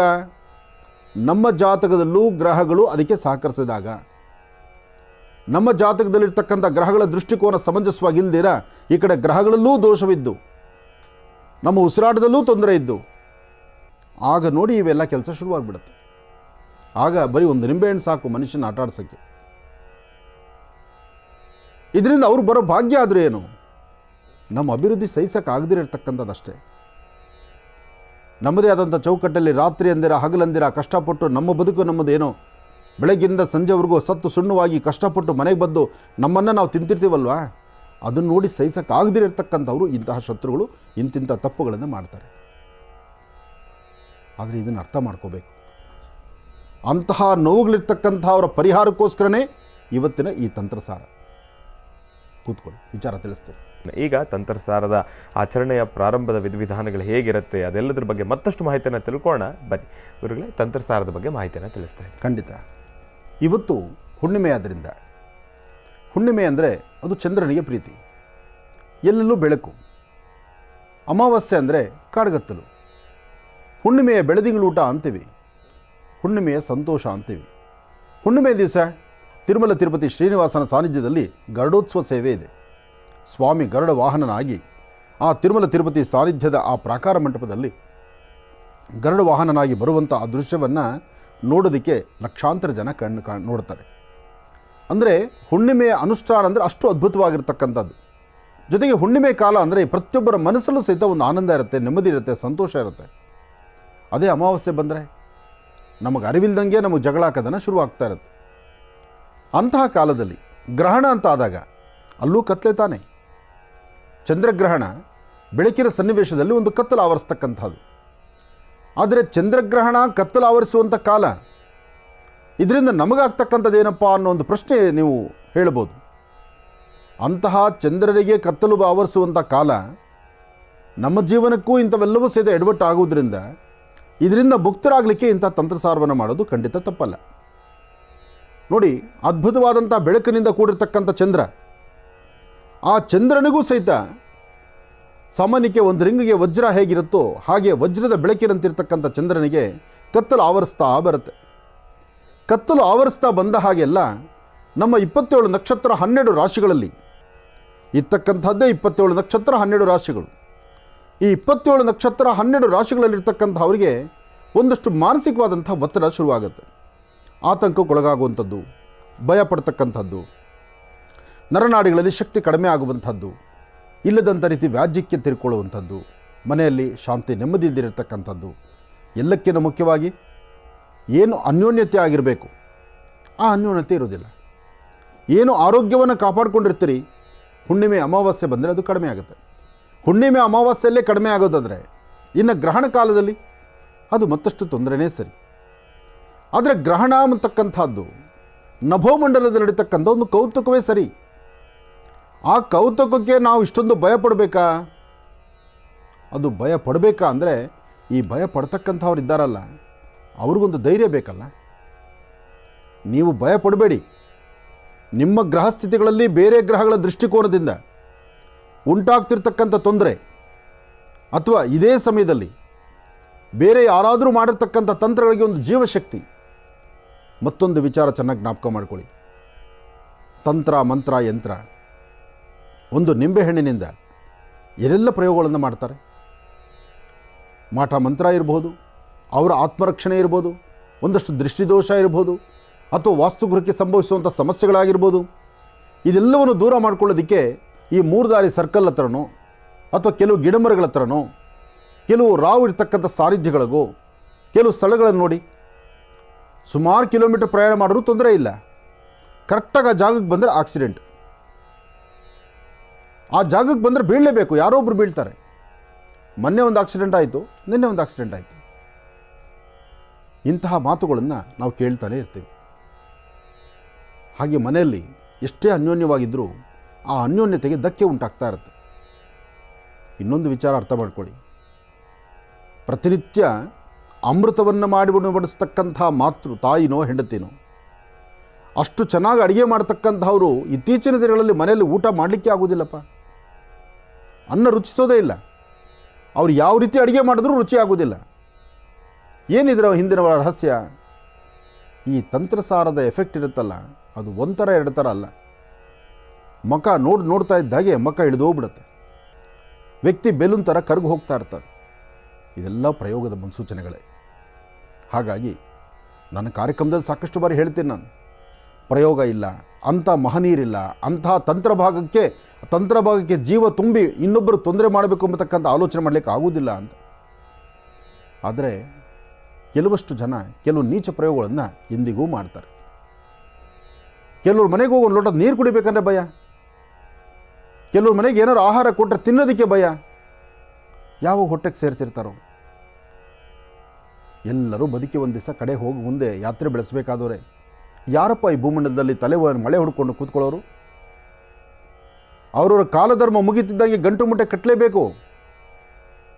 ಏನು ಗೊತ್ತಿಲ್ಲದಿರ ಕೈ ಮುಚ್ಚಿ ಕೈ ಕಟ್ಕೊಂಡು ಕೂತ್ಕೊಂಡ್ಬಿಡ್ಬೇಕು. ಆದರೆ ಇರುವ ತನಕ 4 ಒಳ್ಳೆ ಕೆಲಸ ಮಾಡಬೇಕು, ಒಳ್ಳೆಯದ್ರ ಬಗ್ಗೆ ಚಿಂತನೆ ಮಾಡಬೇಕು. ಸಾಧ್ಯವಾದರೆ ಒಂದು ತನ್ನ ಹಾಕೋ ಕೆಲಸ ಮಾಡೋಣ. ಇಲ್ಲ ಅಂದರೆ ಮನೆ ಬಾಗಿಲಲ್ಲಿ ಕೋಲ್ ಹಿಡ್ಕೊಂಡು ನಿಂತ್ಕೊಂಡು ಓಡಿಸೋದನ್ನು ಬೇಡ. ಕೆಲವ್ರನ್ನ ಜೋರಾಗಿ ಗತ್ತಾಗಿ ಮಾತಾಡ್ತಕ್ಕಂಥವ್ರು, ಸಿಡ್ಕೋರು, ಅಥವಾ ಯಾವಾಗಲೂ ಮುಂಗೋಪದಲ್ಲಿರ್ತಕ್ಕಂಥವ್ರು, ನೇರವಾಗಿ ಮಾತಾಡ್ತಕ್ಕಂಥವ್ರು, ನಿಷ್ಠೂರವಾಗಿ ಮಾತಾಡ್ತಕ್ಕಂಥವ್ರನ್ನ ನಂಬಬಹುದು. ಕೆಲವರು ನೈವಂಚಕರಿರ್ತಾರೆ, ಜೊತೆಯಲ್ಲೇ ಇರ್ತಾರೆ. ಜೊತೆಯಲ್ಲೇ ಇದ್ದು ನೈವಂಚಕರಾಗಿದ್ದು ಏನು ತುಪ್ಪದಡಿಗೆನೇ ಬಡಿಸ್ಬೇಕು ಅಂತ ಬರ್ತಾರೆ. ಬೇಡ ಅಂದರೂ ಬಲವಂತವಾಗಿ 2 ಸ್ಪೂನ್ ತುಪ್ಪ ಹೆಚ್ಚಾಕ್ಕೊಳ್ಳಿ, ಬೇಡ ಅಂದರೂ ಬಲವಂತವಾಗಿ ಸ್ವೀಟ್ ತಿನ್ನಿ, ಇಲ್ಲ ಇವತ್ತು ನೀವು ನಮ್ಮ ಮನೆಗೆ ಬರಲೇಬೇಕು, ಊಟ ಮಾಡಿ. ಅದಾದ ಮೇಲೆ ಶುರುವಾಗುತ್ತೆ ಅಲ್ಲಿ ನರಕ. ಇಂಥವೆಲ್ಲ ನಡೀತಾ ಇದೆ. ಅದಕ್ಕೋಸ್ಕರನೇ ಇಂತಹ ತಂತ್ರಸಾರಗಳಿಂದ ಆಗಿಂದಾಗಲೇ ಪರಿಹಾರ. ನೋಡಿ, ಇವತ್ತಿನ ತಂತ್ರಸಾರದಲ್ಲಿ 3 ಹೊಸ ಪ್ರಯೋಗಗಳು, 3 ಪದಾರ್ಥಗಳಿದೆ. ಇಲ್ಲಿ 3 ಪದಾರ್ಥಗಳು ಹೊಸದಾಗಿ ಇರತಕ್ಕಂಥ ಪದಾರ್ಥ ಇದೆ. ಇದು ಒಂದೊಂದು ಪದಾರ್ಥ ಇಂತಿಂಥ ಕೆಲಸಕ್ಕೆ ಅಂತಲೇ ಇರುತ್ತೆ. ಅಂತಹದ್ರಲ್ಲಿ ಈ ಬಾಳೆದಿಂಡು ಇದೆಯಲ್ಲ, ಈ ಬಾಳೆದಿಂಡು ನೀವು ನೋಡ್ತಿರ್ತಕ್ಕಂತಹ ಬಾಳೆ ಮರದ ಗರ್ಭದಲ್ಲಿರ್ತಕ್ಕಂಥದ್ದು. ಬಾಳೆ ಮರದ ಗರ್ಭದಲ್ಲಿರ್ತಕ್ಕಂತಹ ಈ ಬಾಳೆದಿಂಡು ಇದು ಸುಮ್ಮನೆ ನೀವು ಮನೆಯಲ್ಲಿ ಒಂದಿಷ್ಟು ಇದನ್ನು ಕೋಸಂಬರಿ ಥರನೋ ಅಥವಾ ಚಿಕ್ಕದಾಗಿ ಸಣ್ಣ ಸಣ್ಣ ಸ್ಲೈಸ್ ಮಾಡಿಕೊಂಡು ಅದನ್ನು ಒಂಚೂರು ಮೊಸರು ಹಾಕ್ಕೊಂಡು ಮೊಸರು ಬಜ್ಜಿ ಥರ ಮಾಡ್ಕೊಂಡು ತಿಂದ್ರೂ, ನಿಮ್ಮ ಅಜ್ಜಿನೋ ನಿಮ್ಮ ಮನೇಲಿರ್ತಕ್ಕಂಥ ನಿಮ್ಮ ತಾಯಿನೋ ಕೇಳಿ ಮೊಸರು ಬಜ್ಜಿ ಮಾಡ್ಕೊಂಡು ತಿನ್ನೋದ್ರಿಂದ ಏನು ಫಲ ಅಂತ. ನಿಮಗೆ ಅರಿವಿಲ್ಲದಂಥ ರೀತಿ ನಿಮ್ಮ ಹೊಟ್ಟೆ ಒಳಗೆ ನಿಮ್ಮ ಕೇಶ, ನಿಮ್ಮ ತಲೆ ಕೂದಲು, ಅಥವಾ ಊಟಕ್ಕೆ ಹೋಗಿರ್ತೀರಿ, ಎಲ್ಲೋ ಯಾರೋ ಮನೆಗೆ 2 ಕೂದಲು ಸೇರಿಬಿಡಿರುತ್ತೆ, ಊಟದಲ್ಲಿ ಗೊತ್ತಾಗೋದಿಲ್ಲ, ನಾವು ತಿಂದು ಬಿಡ್ತೀವಿ. ಅಂತಹ ಕೂದಲು ಒಳಗಡೆ ಇದ್ದರೆ ಅದನ್ನು ಹೊರತೆಗೆಯುವಂಥಷ್ಟು ಕೆಲಸ ಮಾಡುತ್ತಿದ್ದು. ಹಾಗೆ ಈ ಬಾಳೆದಿಂಡು ತಂತ್ರಸಾರದಲ್ಲಿ ಏನು ಉಪಯೋಗ ಇದು ಅದು ನಮಗೆ ಗೊತ್ತು ಬಿಡಿ. ಮೊಸರು ಬಜ್ಜಿ ತಿಥಿಯಲ್ಲೂ ಮಾಡ್ತಾರೆ, ಯಾವಾಗ ಬೇಕು ಅಂತ ಮಾಡ್ತಾರೆ. ಇತ್ತೀಚೆಗಂತೂ ಆಚೆ ಕಡೆ ಅದೇನೋ ಬೇಲ್ಪುರಿ ಅದೇನು ಮಾಡ್ತಾರಪ್ಪ, ಟೊಮೊಟೊ ಮಸಾಲೆ ಬೇಲ್ಪುರಿ, ಅದೆಲ್ಲ ಅಂತ ನೀವು ಜಾಸ್ತಿ ಅಂತೀರಿ, ಯಾಕೆಂದ್ರೆ ಸಿಟಿಯಲ್ಲಿ ಓಡಾಡೋರು. ಈ ಥರ ಅಲ್ಲೂ ಸಹಿತ ಇದನ್ನು ಉಪಯೋಗಿಸ್ತಾರೆ ಇವತ್ತು. ಅಂದರೆ ಈಗ ಇದ್ರದ್ದು ಸಹಿತ ಒಂದು ಕೋಸಂಬರಿ ಮಾಡಿ ತಿನ್ನುವಂಥದ್ದು, ಅಂದರೆ ಹೊಸದನ್ನು ಏನೋ ಇಂಟ್ರೊಡ್ಯೂಸ್ ಮಾಡ್ತಿರ್ತಾರೆ. ಏನು ಹೊಸದು ಮಾಡಿದ್ರು ಹಿಂದೆ ಮಾಡಿಟ್ಟಿರೋದನ್ನೇ ಇವತ್ತು ಮಾಡುವಂಥದ್ದು. ಅದರಿಂದ ಇಂತಹ ಅದ್ಭುತವಾದಂತಹ ಈ ಒಂದು ತಂತ್ರಕ್ಕೆ ಬೇಕಾಗಿರುವಂಥ ಬಾಳೆದಿಂಡು, ಈ ಬಾಳೆದಿಂಡಿನಿಂದ ಪ್ರಯೋಗವನ್ನು ಮಾಡುವಾಗ ಅದು ನೋಡಿ, ಬಾಳೆ ಮರದ ಬೇರೆ ಯಾವ ಅಂಶನೂ ಇಲ್ಲಿ ಕೆಲಸಕ್ಕೆ ಬರಲ್ಲ. ಈ ಬಾಳೆದಿಂಡು, ಈ ಗಟ್ಟಿ ಪದಾರ್ಥ ಇದೆಯಲ್ಲ, ಇದು ಮಾತ್ರ ಅಥರ್ವಣದಲ್ಲಿ ಇದರದೇ ಆದಂತಹ ಮೇಲ್ಗೈ ಸಾಧನೆ ಮಾಡುತ್ತೆ. ಇದರಿಂದ ಇನ್ನೊಂದು ಅದ್ಭುತವಾದಂತಹ ತಂತ್ರ ಇದೆ, ಅದಕ್ಕೆ ಮಂತ್ರನೇ ಬೇಡ. ನೋಡಿ, ಕೆಲವಕ್ಕೆ ಮಂತ್ರ ಬೇಡ, ಬರೀ ತಂತ್ರ ಸಾಕು. ತಂತ್ರದಲ್ಲೇ ಕೆಲಸ ಆಗೋಗ್ಬಿಡುತ್ತೆ. ಅಂದರೆ ಆಯಾ ಪದಾರ್ಥಗಳನ್ನು ಒಂದು ಕಡೆ ಸೇರಿಸಿದ್ರೆ ಅದೊಂದು ದೊಡ್ಡದಾದ ಪ್ರಯೋಗ ಆಗಿಬಿಡುತ್ತೆ. ಆದರೆ ಕೆಲವನ್ನ ನಾವು ನಿಮ್ಮ ಗಮನಕ್ಕೆ ತರ್ತೀವಿ, ಕೆಲವನ್ನ ಗಮನಕ್ಕೆ ತರೋದಿಲ್ಲ. ಯಾಕೆಂದರೆ ನಮ್ಮ ಜನಕ್ಕೆ ಏನಪ್ಪ ಅಂದರೆ, ಗುರುಗಳು ಹೇಳ್ಕೊಡ್ತಕ್ಕಂತಹ ಒಂದು ಒಳ್ಳೆಯದನ್ನು ಒಳ್ಳೆಯದರಲ್ಲಾಗಿ ಮಾಡೋಣ ಅನ್ನೋದು ಅಲ್ಲ, ಅದರ ಜೊತೆಗೆ ಇದರಿಂದ ಕೆಡುಕೇನು ಮಾಡ್ಬೋದು ಅಂತ ಆಲೋಚನೆ ಮಾಡೋರು ನನ್ನ ಕಾರ್ಯಕ್ರಮದ ವೀಕ್ಷಕ ಬಂಧುಗಳಿದ್ದಾರೆ. ಆದರೆ ಅವ್ರಿಗೆ ನಾನು ಕೈ ಮುಗಿದು ಹೇಳೋದಿಷ್ಟೇ, ಸಾಧ್ಯವಾದರೆ ಒಂದು ಒಳ್ಳೆಯ ಕೆಲಸ ಮಾಡೋಣ. ಇನ್ನೊಬ್ಬರ ಜೀವನ ಇನ್ನೊಬ್ಬರಿಗೆ ಕಣ್ಣೀರು ಹಾಕ್ಸೋವಂಥ ಕೆಲಸ ನಾವು ಮಾಡಬಾರ್ದು. ಕಣ್ಣೀರು ಒರೆಸೋವಂಥ ಕೆಲಸ ಇವತ್ತು ನಾನು ಮಾಡಿದ್ರೆ ನನ್ನ ಕಣ್ಣೀರು ಒರೆಸೋಕ್ಕೆ ಯಾರೋ ನಿಮ್ಮಂಥ ಅಕ್ಕ ತಂಗಿಯರು ತಾಯಂದರು ಎದುರಾಗ್ತೀರಿ. ಆ ಉದ್ದೇಶದಿಂದ ಈ ತಂತ್ರಸಾರದ ರಹಸ್ಯಗಳನ್ನು ನಿಮ್ಮ ಮುಂದೆ ಆಗಿಂದಾಗಲೇ ನಾವು ಬೆಚ್ಚಿಡ್ತಾ ಇರ್ತೀವಿ.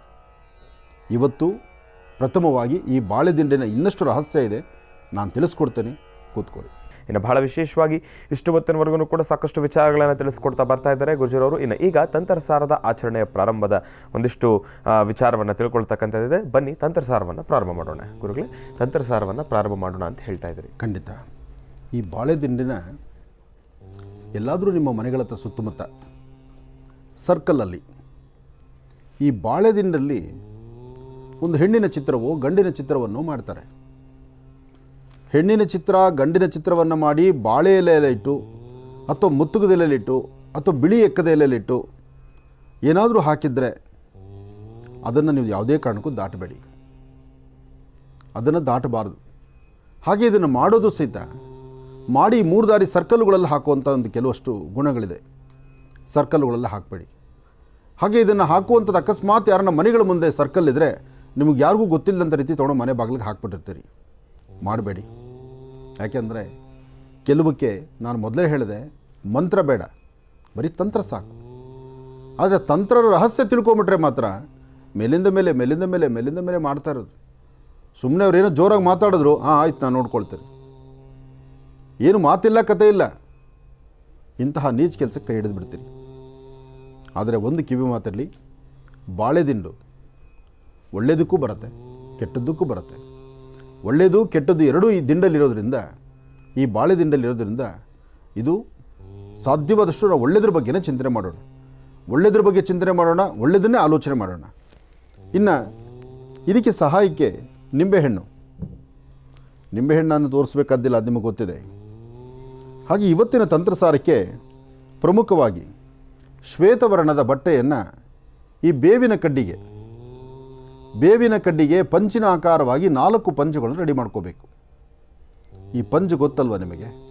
ಅದೇ ಥರನೇ ಇದು. ಬಿಳಿಯ ಬಣ್ಣದ ಬಟ್ಟೆಯನ್ನು ಬೇವಿನ ಕಡ್ಡಿಗೆ ಸಿಕ್ಕಿಸಿ, ಅಂದರೆ ಸುತ್ತಿ, ಅದನ್ನು ಎಣ್ಣೆಯಲ್ಲಿ ಅದ್ದಿ, ಅದರ ಮುಂದೆ ಒಂದು ಚೂರು ಕರ್ಪೂರ ಹಾಗಂದು 4 ಈ ಪಂಚುಗಳನ್ನು ಸಿದ್ಧತೆ ಮಾಡ್ಕೋಬೇಕು.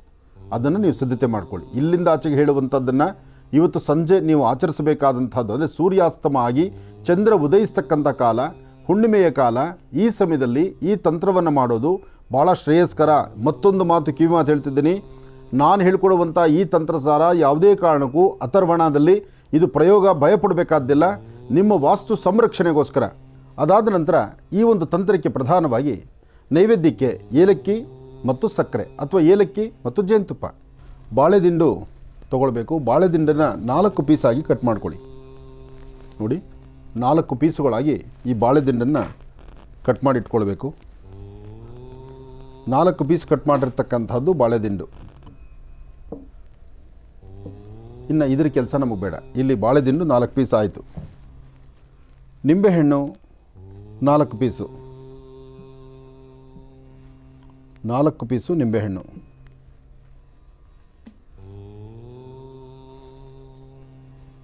ನಾಲ್ಕು ಪೀಸು ನಿಂಬೆಹಣ್ಣು ಆಯಿತು. ಇದರಲ್ಲಿ ಗುತ್ತಿ ಹೂವು ಅಥವಾ ಕೆಂಪು ಹೂವು ಅಂತ ಹೇಳಿದ್ದೆ ನಾನು. ಈ ತಂತ್ರಸಾರಕ್ಕೆ ಇದು ಪ್ರಧಾನ ಪಾತ್ರವನ್ನು ವಹಿಸುತ್ತೆ. ಹಾಗಾಗಿ ಈ ಗುತ್ತಿ ಹೂವು ಅಥವಾ ಕೆಂಪು ಹೂವು ಇದು ಬಹಳ ವಿಶೇಷವಾಗಿರ್ತಕ್ಕಂಥದ್ದು. ಈ ಹೂವು ಬೇಕು. ಇದರ ಜೊತೆಗೆ ಸುಗಂಧ ದ್ರವ್ಯ ಅಂದರೆ ಅಪ್ಪಟ ಶ್ರೀಗಂಧ ಚಕ್ಕೆ ಅಂತ ಹೇಳಿದ್ದೆ ನಾನು. ಅಪ್ಪಟ ಶ್ರೀಗಂಧ ಚಕ್ಕೆ ಅಥವಾ ಗಂಧದ ಪುಡಿ ಅಂತ. ಇದು ಸುಗಂಧ ಭರಿತವಾಗಿರ್ತಕ್ಕಂಥದ್ದು. ಇಂಥ ತಂತ್ರಸಾರಗಳು ಮಾಡುವಾಗ ಸುಗಂಧ ದ್ರವ್ಯಗಳನ್ನು ಬಹಳ ಹೆಚ್ಚು ಉಪಯೋಗಿಸ್ತಾರೆ. ಕೆಲವು ನೋಡಬೇಕು ಸೆಂಟೆಲ್ಲ ಹಾಕಿರ್ತಾರೆ. ಏನಕ್ಕೋಸ್ಕರ ಅಂದರೆ ಆ ಸೆಂಟು ಸುಗಂಧ ದ್ರವ್ಯ ಎಲ್ಲಿವರೆಗೂ ಇರುತ್ತೋ ಅಲ್ಲಿವರೆಗೂ ಅದರ ಅಷ್ಟೇ ಸ್ಟ್ರಾಂಗಾಗಿ ಕೆಲಸ ಮಾಡ್ತಾ ಇರುತ್ತೆ. ಅದಕ್ಕೋಸ್ಕರ ಸುಗಂಧ ದ್ರವ್ಯದ ಗಂಧ. ಇನ್ನು ಇದಕ್ಕೆ ನೈವೇದ್ಯಕ್ಕೆ ಜೇನುತುಪ್ಪ ಮತ್ತು ಸಕ್ಕರೆ ಏಲಕ್ಕಿ ಹೇಳಿದ್ದೀನಿ, ಅದು ಸಿದ್ಧತೆ ಇದೆ. ಇದರ ಜೊತೆಗೆ 4 ಮಣ್ಣಿನ ಹಣತೆ ಹೇಳಿದ್ದೀನಿ, ಅದು ಸಿದ್ಧತೆ ಇದೆ. ಹಾಗೆ ಯಾವುದೇ ತಂತ್ರ ಮಂತ್ರಗಳನ್ನು ಯಂತ್ರಗಳನ್ನು ಬರಿಬೇಕಾದ್ರೆ ಯಂತ್ರಗಳು ಮಾಡುವಾಗ ಮೊದಲು ಸ್ಥಳ ಶುದ್ಧಿ ಮಾಡಬೇಕು. ಇವತ್ತು ಸ್ಥಳ ಶುದ್ಧಿ ಮಾಡಬೇಕಾದಂಥ ಕಾಲ. ಮನೆಯಲ್ಲಿ ಒಂದು ತಾಮ್ರ ತಂಬಿಗೆಯಲ್ಲಿ ನೀರು ತಗೊಳ್ಳಿ, 2 ಕಲ್ಲುಪ್ಪು ಹಾಕ್ಕೊಳ್ಳಿ. ತಾಮ್ರದ ತಂಬಿಗೆ ನೀರು, ಅದರಲ್ಲಿ 2 ಕಲ್ಲುಪ್ಪು. ಆ ಕಲ್ಲುಪ್ಪು ಮಿಶ್ರಿತವಾಗಿರ್ತಕ್ಕಂಥ ನೀರನ್ನು ಮನೆಯೆಲ್ಲ ಸ್ವಲ್ಪ ಪ್ರೋಕ್ಷಣೆ ಮಾಡ್ಕೊಂಡು ಬನ್ನಿ. ಉಳಿದಂಥ ನೀರನ್ನು ನಿಮ್ಮ ಮನೆಯ ಮುಂಭಾಗದಲ್ಲಿ ಹಾಕಿಬಿಡಿ. ಇದಾದ ನಂತರ ಇನ್ನೊಂದು ತಾಮ್ರ ತಂಬಿಗೆಯಲ್ಲಿ ನೀರು ತಗೊಂಡು ಸ್ವಲ್ಪ ಅರಿಶಿನ ಪುಡಿ ಹಾಕಿ, ಅರಿಶಿನ ಪುಡಿಯನ್ನು ಸಹಿತ ಮನೆಯೆಲ್ಲ ಪ್ರೋಕ್ಷಣೆ ಮಾಡಿ ಉಳಿದಿರ್ತಕ್ಕಂಥದ್ದನ್ನು ಮನೆಯಿಂದ ಹೊರಗಡೆ ಚೆಲ್ಬಿಡಿ. ಇನ್ನು ಸ್ಥಳವನ್ನು ಶುದ್ಧಿ ಮಾಡ್ಕೊಳ್ಳಿ. ಯಾವ ಸ್ಥಳದಲ್ಲಿ ಈ ತಂತ್ರವನ್ನು ಮಾಡಬೇಕೋ ಆ ಸ್ಥಳವನ್ನು ಶುದ್ಧಿ ಮಾಡ್ಕೊಳ್ಳಿ. ಶುದ್ಧಿ ಆದ ನಂತರ ಅಕ್ಕಿ ಹಿಟ್ಟು ತೆಗೆದುಕೊಳ್ಳಿ ಅಥವಾ ರಂಗೋಲಿ ಪುಡಿ ತಗೊಳ್ಳಿ. ಅದರಲ್ಲಿ ಒಂದು ವೃತ್ತಾಕಾರವನ್ನು ಹಾಕಿ, ಒಂದು ವೃತ್ತಾಕಾರ,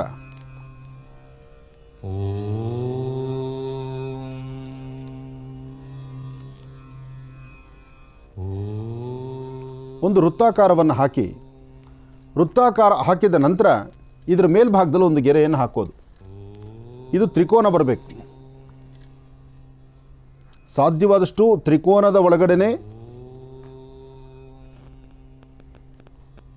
ಈ ವೃತ್ತಾಕಾರ ಇರಬೇಕು.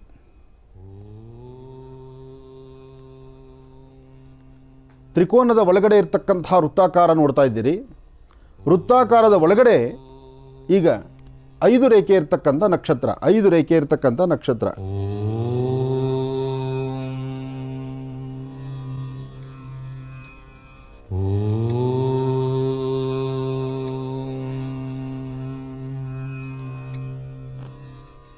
ಐದು ರೇಖೆ ಇರ್ತಕ್ಕಂಥ ನಕ್ಷತ್ರವನ್ನು ನೋಡಿದ್ದೀರಿ. ಮೊದಲು ತ್ರಿಕೋನ, ಅದರ ಮಧ್ಯದಲ್ಲಿ ವೃತ್ತಾಕಾರ, ವೃತ್ತಾಕಾರದ ಮಧ್ಯದಲ್ಲಿ 5 ರೇಖೆ ಇರ್ತಕ್ಕಂಥ ನಕ್ಷತ್ರ. ಇದಾದ ನಂತರ 3 ಭಾಗದಲ್ಲಿ ಅಂದರೆ ಪ್ರಧಾನ ನಿಮ್ಮ ಮುಂಭಾಗದಲ್ಲಿ 2 ಗೆರೆಗಳನ್ನು, ನಿಮ್ಮ ಬಲಭಾಗಕ್ಕೆ 2 ಗೆರೆ, ನಿಮ್ಮ ಎಡಭಾಗಕ್ಕೆ 2, ಈ ಪ್ರಕಾರವಾಗಿ ನಡೆಸ್ತಕ್ಕಂಥದ್ದು. ಇಲ್ಲಿಗೆ ಈ ಅಕ್ಕಿ ಹಿಟ್ಟಿನ ಕೆಲಸ ಇದು ಮುಗೀತು. ಇನ್ನು ಗಂಧ ಹೇಳಿದ್ನಲ್ಲ, ಅಪ್ಪಟ ಶ್ರೀಗಂಧ ಚಕ್ಕೆಯಿಂದ ಗಂಧಲೋ ಅಥವಾ ಸುಗಂಧ ದ್ರವ್ಯದ ಗಂಧನೋ ಅಥವಾ ಗಂಧದ ಪುಡಿನೋ, ಇದನ್ನು ಈ ಗಂಧದ ಪುಡಿನ ಪ್ರಧಾನವಾಗಿರ್ತಕ್ಕಂಥದ್ದು ನೋಡಿ ಮಧ್ಯಭಾಗದಲ್ಲಿ, ಈ ಯಂತ್ರದ ಮಧ್ಯಭಾಗ, ಯಂತ್ರದ ಮಧ್ಯಭಾಗ ಮಧ್ಯೆ 2 ಗೆರೆಗಳು ಹಾಕಿದ್ರಲ್ಲ ಇಲ್ಲಿ,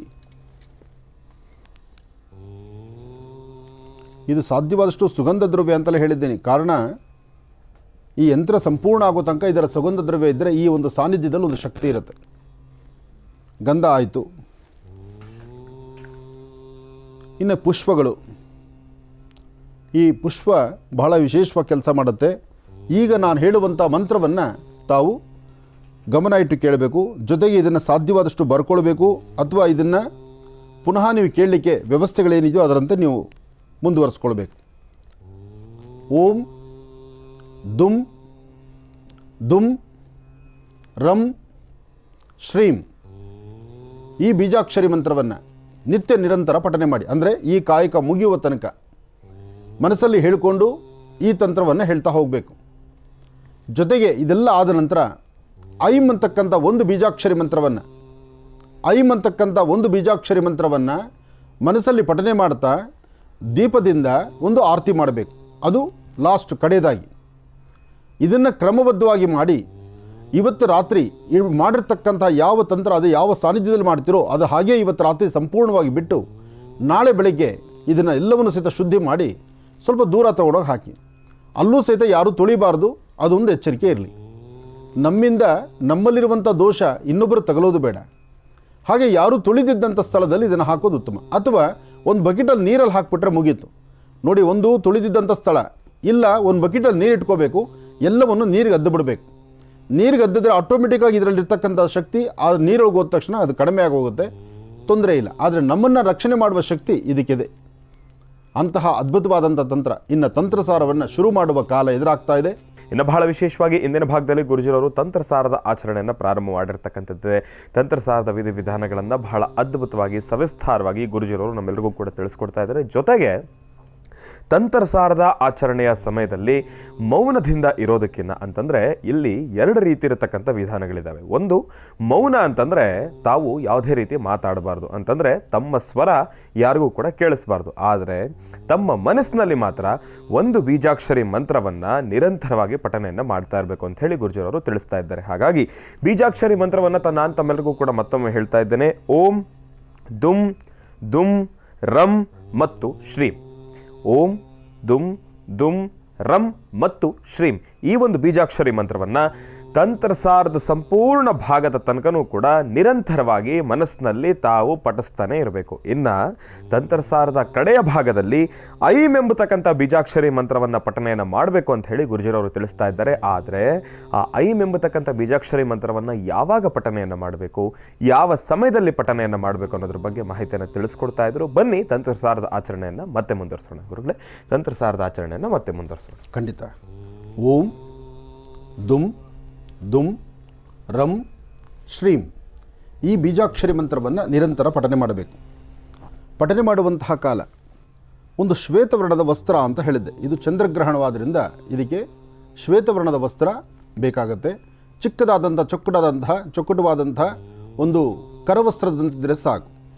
ಈ ಬೀಜಾಕ್ಷರಿ ಮಂತ್ರದಲ್ಲಿ ಈ 5 ರೇಖೆ ಇರತಕ್ಕಂತಹ ನಕ್ಷತ್ರವನ್ನು ಬರೆದಿದ್ದರಲ್ಲ, ನಕ್ಷತ್ರ ಮತ್ತು ವೃತ್ತಾಕಾರದ ಮಧ್ಯದಲ್ಲಿ ಇರಬೇಕು. ನಕ್ಷತ್ರ ಮತ್ತು ವೃತ್ತಾಕಾರ ಇದರ ಮಧ್ಯದಲ್ಲಿರಬೇಕು.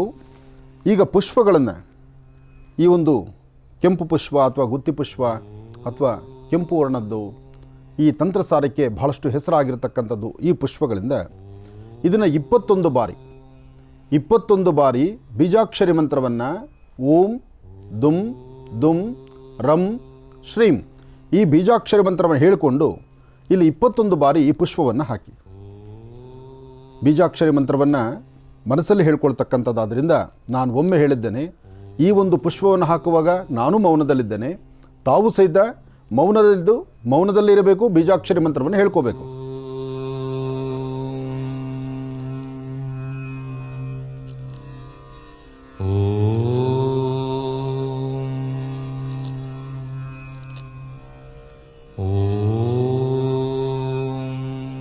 ಬೀಜಾಕ್ಷರಿ ಮಂತ್ರ ಹೇಳಿದ ನಂತರ ಮಧ್ಯಭಾಗದಲ್ಲಿ ಶ್ವೇತವರ್ಣದ ಪುಷ್ಪ ಅಂದರೆ ಶ್ವೇತವರ್ಣದ ವಸ್ತ್ರದ ಮೇಲೆ ಕೆಂಪು ವರ್ಣ ಅಥವಾ ರಕ್ತವರ್ಣ ಅಂತ ಹೇಳ್ತಾರೆ. ರಕ್ತವರ್ಣದ ಪುಷ್ಪ ಅಂತಲೂ ಇದಕ್ಕೆ ಹೆಸರಿದೆ. ಇಂತಹ ಪುಷ್ಪವನ್ನು ಮಧ್ಯದಲ್ಲಿ ಹಾಕೋದು. ಇದಾದ ನಂತರ 4 ಬಾಳೆದಿಂಡಿನ ಪೀಸು. ಈ 4 ಪೀಸನ್ನು ನೋಡಿ ಈ ಪ್ರಕಾರ ಇಡ್ತಕ್ಕಂಥದ್ದು. ನಾನು ಎಲ್ಲಿ ಹೇಗೆ ಮಾಡಿದ್ದೀನೋ ಅದೇ ಕ್ರಮವನ್ನೇ ಅನುಸರಿಸಿ, ಕ್ರಮದಲ್ಲಿ ವ್ಯತ್ಯಾಸ ಮಾಡ್ಕೊಳ್ಳೋದು ಬೇಡ. ಇನ್ನು 4 ನಿಂಬೆಹಣ್ಣಿನ ಪೀಸು. 2 ನಿಂಬೆಹಣ್ಣಿದ್ದರೆ 4 ನಿಂಬೆಹಣ್ಣು ಆಗುತ್ತೆ. ಇದು ಕ್ರಮ. ಮತ್ತೊಮ್ಮೆ ಹೇಳ್ತೀನಿ, ಇದು ಮಾಟ ಮಂತ್ರ ಅಲ್ಲ, ಇನ್ನೊಬ್ಬರ ಪ್ರಯೋಗ ಮಾಡ್ತಕ್ಕಂಥದ್ದಲ್ಲ, ಇನ್ನೊಬ್ಬರಿಗೆ ತೊಂದರೆ ಕೊಡ್ತಕ್ಕಂಥದ್ದಲ್ಲ. ಇದನ್ನು ಮಾಡುವಾಗ ಇನ್ನೊಬ್ಬರ ಹೆಸರು ಹೇಳ್ಕೊಂಡು ಅವರು ತೊಂದರೆ ಆಗಲಿ ಅಂತ ನೀವು ಹೇಳಿದ್ರೂ ಅದು ತೊಂದರೆ ಆಗಲ್ಲ. ಇದು ನಿಮ್ಮ ಆತ್ಮರಕ್ಷಣೆಗೆ, ನಿಮ್ಮ ವಾಸ್ತುಗೃಹ ರಕ್ಷಣೆಗೆ ಮತ್ತು ಇರ್ತಕ್ಕಂಥ ತಂತ್ರ ದೋಷಗಳನ್ನು ದೂರ ಮಾಡ್ತಕ್ಕಂಥದ್ದಕ್ಕೆ, ಇರ್ತಕ್ಕಂಥ ಸಮಸ್ಯೆಗಳಿಂದ ಪಾರಾಗಲಿಕ್ಕಷ್ಟೇ ಬಿಟ್ಟರೆ ಇದು ಬೇರೆ ಯಾರೊಬ್ಬರಿಗೂ ತೊಂದರೆ ಕೊಡ್ತಕ್ಕಂಥದ್ದಲ್ಲ. ಇದು ಘಂಟಾಘೋಷವಾಗಿ ಹೇಳುವಂಥದ್ದು. ಹಾಗೆ ನಾನು ಹೇಳಿಕೊಟ್ಟಂಥ ಬೀಜಾಕ್ಷರಿ ಮಂತ್ರಗಳು ಸಹಿತ ನಿಮ್ಮನ್ನು ರಕ್ಷಣೆ ಮಾಡುತ್ತೆ, ನಿಮ್ಮ ವಾಸ್ತುಗೃಹವನ್ನು ರಕ್ಷಣೆ ಮಾಡುತ್ತೆ, ನಿಮ್ಮ ಒಳ್ಳೆಯದರ ಬಗ್ಗೆ ಮಾತ್ರ ಚಿಂತನೆ ಇರುತ್ತೆ. ಬಿಟ್ಟರೆ ನೀವು ಕೆಡುಕು ಪ್ರಯೋಗವನ್ನು ನೀವು ಮಾಡಬೇಕು ಅಂದ್ಕೊಂಡ್ರು ಅದು ಖಂಡಿತ ಅದಕ್ಕೆ ನಿಮ್ಗೆ ಸಹಾಯ ಮಾಡಲ್ಲ. ಇದನ್ನು ಚೆನ್ನಾಗಿ ಅರ್ಥ ಮಾಡ್ಕೊಳ್ಳಿ. ಇನ್ನು ಏಲಕ್ಕಿ ಮತ್ತು ಸಕ್ಕರೆ ಅಥವಾ ಜೇನುತುಪ್ಪ ಮತ್ತು ಸಕ್ಕರೆ ಎರಡರಲ್ಲಿ ಯಾವುದಾದ್ರು ಸರಿ. ನಾವಿಲ್ಲಿ ಜೇನುತುಪ್ಪನೂ ಇಟ್ಟಿದ್ದೀವಿ, ಸಕ್ಕರೆನೂ ಇಟ್ಟಿದ್ದೀವಿ, ಏಲಕ್ಕಿನೂ ಇಟ್ಟಿದ್ದೀವಿ. ಈ 3 ಪ್ರತ್ಯೇಕವಾಗಿ ಇಟ್ಟಿದ್ದೀವಿ. ಇನ್ನು 4 ದೀಪಗಳು ಅಂತ ಹೇಳಿದ್ದೆ ನಾನು. 4 ದೀಪಗಳು, ಮಣ್ಣಿನ ದೀಪಗಳು.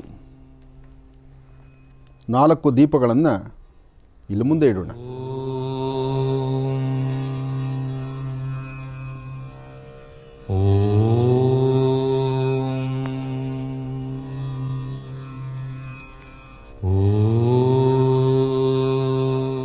ನಾಲ್ಕು ದೀಪಗಳನ್ನು ಇಟ್ಟಾಯಿತು. ಈಗ ಇದರಲ್ಲಿ ಪ್ರಧಾನ ಪಾತ್ರ, ನಾನು ಒಂದು ಬೀಜಾಕ್ಷರಿ ಮಂತ್ರ ಹೇಳಿದ್ನಲ್ಲ, ಐಂ ಅಂತಕ್ಕಂಥ ಒಂದೇ ಬೀಜಾಕ್ಷರಿ ಮಂತ್ರ. ಆ ಒಂದು ಬೀಜಾಕ್ಷರಿ ಮಂತ್ರವನ್ನು ಈಗ ಉಚ್ಚರಿಸುವಂತಹ ಕಾಲ. ಐಂ ಅಂತಕ್ಕಂಥ ಬೀಜಾಕ್ಷರಿ ಮಂತ್ರವನ್ನು ಈಗ ಉಚ್ಚರಿಸುವಂತಹ ಕಾಲ. ಮನೆ ವಾಸ್ತುಗೃಹದಲ್ಲಿ ಯಾರೆಲ್ಲ ಇದ್ದೀರೋ, ವಾಸ್ತುಗೃಹದಲ್ಲಿರ್ತಕ್ಕಂತಹ ಪ್ರತಿಯೊಬ್ಬರು ಈ ಸಿದ್ಧತೆ ಆಗಿರ್ತಕ್ಕಂತಹ ಪಂಜಕ್ಕೆ ಅಗ್ನಿ ಜ್ವಾಲೆಯನ್ನು ತೆಗೆದುಕೊಂಡು ಸಣ್ಣ ಮಕ್ಕಳಿಂದ ಹಿಡಿದು ವಯಸ್ಸಾಗಿರ್ತಕ್ಕಂತಹ ವೃದ್ಧರವರೆಗೂ, ಸಣ್ಣ ಮಕ್ಕಳಿಂದ ವಯಸ್ಸಾಗಿರ್ತಕ್ಕಂತಹ ವೃದ್ಧರವರೆಗೂ ಈ ಒಂದು ತಂತ್ರಸಾರದ ಸಾನ್ನಿಧ್ಯದಲ್ಲಿ ನಿಲ್ಲಿಸ್ಕೊಂಡು ಈ ಪಂಜಿಗೆ ಅಗ್ನಿಯನ್ನು ಸ್ಪರ್ಶಿಸಿ, ಅಗ್ನಿ ಜ್ವಾಲೆ ಇರುವಾಗ ಮಕ್ಕಳು ದೃಷ್ಟಿ ತೆಗೆದುಕೊಳ್ಬೇಕು. ತೆಗೆದಾದ ನಂತರ ಈ 4 ದಿಂಡುಗಳಿದೆಯಲ್ಲ 4 ಇರ್ತಕ್ಕಂತಹ ಬಾಳೆ ದಿಂಡು, ಆ ಬಾಳೆ ದಿಂಡಿಗೆ ಅದನ್ನು ಸಿಕ್ಕಿಸ್ಬೇಕು. ಅಂದರೆ ಬಾಳೆ ದಿಂಡಿಗೆ ಅದನ್ನು ಚುಚ್ಚತಕ್ಕಂಥದ್ದು. ಬಾಳೆ ದಿಂಡಿಗೆ ಚುಚ್ಚಿದ ನಂತರ ಇಲ್ಲಿರ್ತಕ್ಕಂಥ ದೀಪಗಳನ್ನು ಅಂಟಿಸ್ಬೇಕು. ಮೊದಲು ಪಂಜಿಗೆ ಜ್ವಾಲೆ ಅಂಟಿಸ್ಬೇಕು, ಅದಾದ ನಂತರ ದೀಪಕ್ಕೆ ಜ್ವಾಲೆ ಅಂಟಿಸ್ಬೇಕು. ಇದನ್ನು ಮಾಡಿದ ಮೇಲೆ ವಾಸ್ತುಗೃಹದಲ್ಲಿ ಎಷ್ಟು ಜನ ಇದ್ದರೆ ಅಷ್ಟು ಜನ ಸಾಧ್ಯವಾದಷ್ಟು ಇದಕ್ಕೊಂದು 3 ಪ್ರದಕ್ಷಿಣೆ ಬಂದು ಒಂದು ನಮಸ್ಕಾರ ಮಾಡತಕ್ಕಂಥದ್ದು ಕ್ರಮ.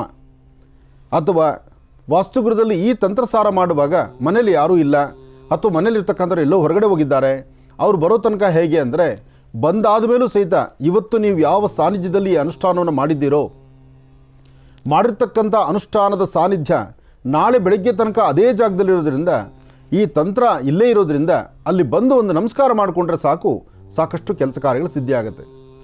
ಇಲ್ಲಿ ನಾಳೆ ಬೆಳಗ್ಗೆ ವಿಸರ್ಜನೆ ಮಾಡುವ ಕಾಲದಲ್ಲೂ ಸಹಿತ ಮೊದಲು ನೀವು ತೆಗಿಬೇಕಾದ್ದು ಶ್ವೇತವಸ್ತ್ರ, ಅದರ ಮೇಲಿರ್ತಕ್ಕಂಥ ಕೆಂಪು ಪುಷ್ಪ, ಮೊದಲು ಇವೆರಡನ್ನೂ ಆಚೆ ತೆಗಿಬೇಕು.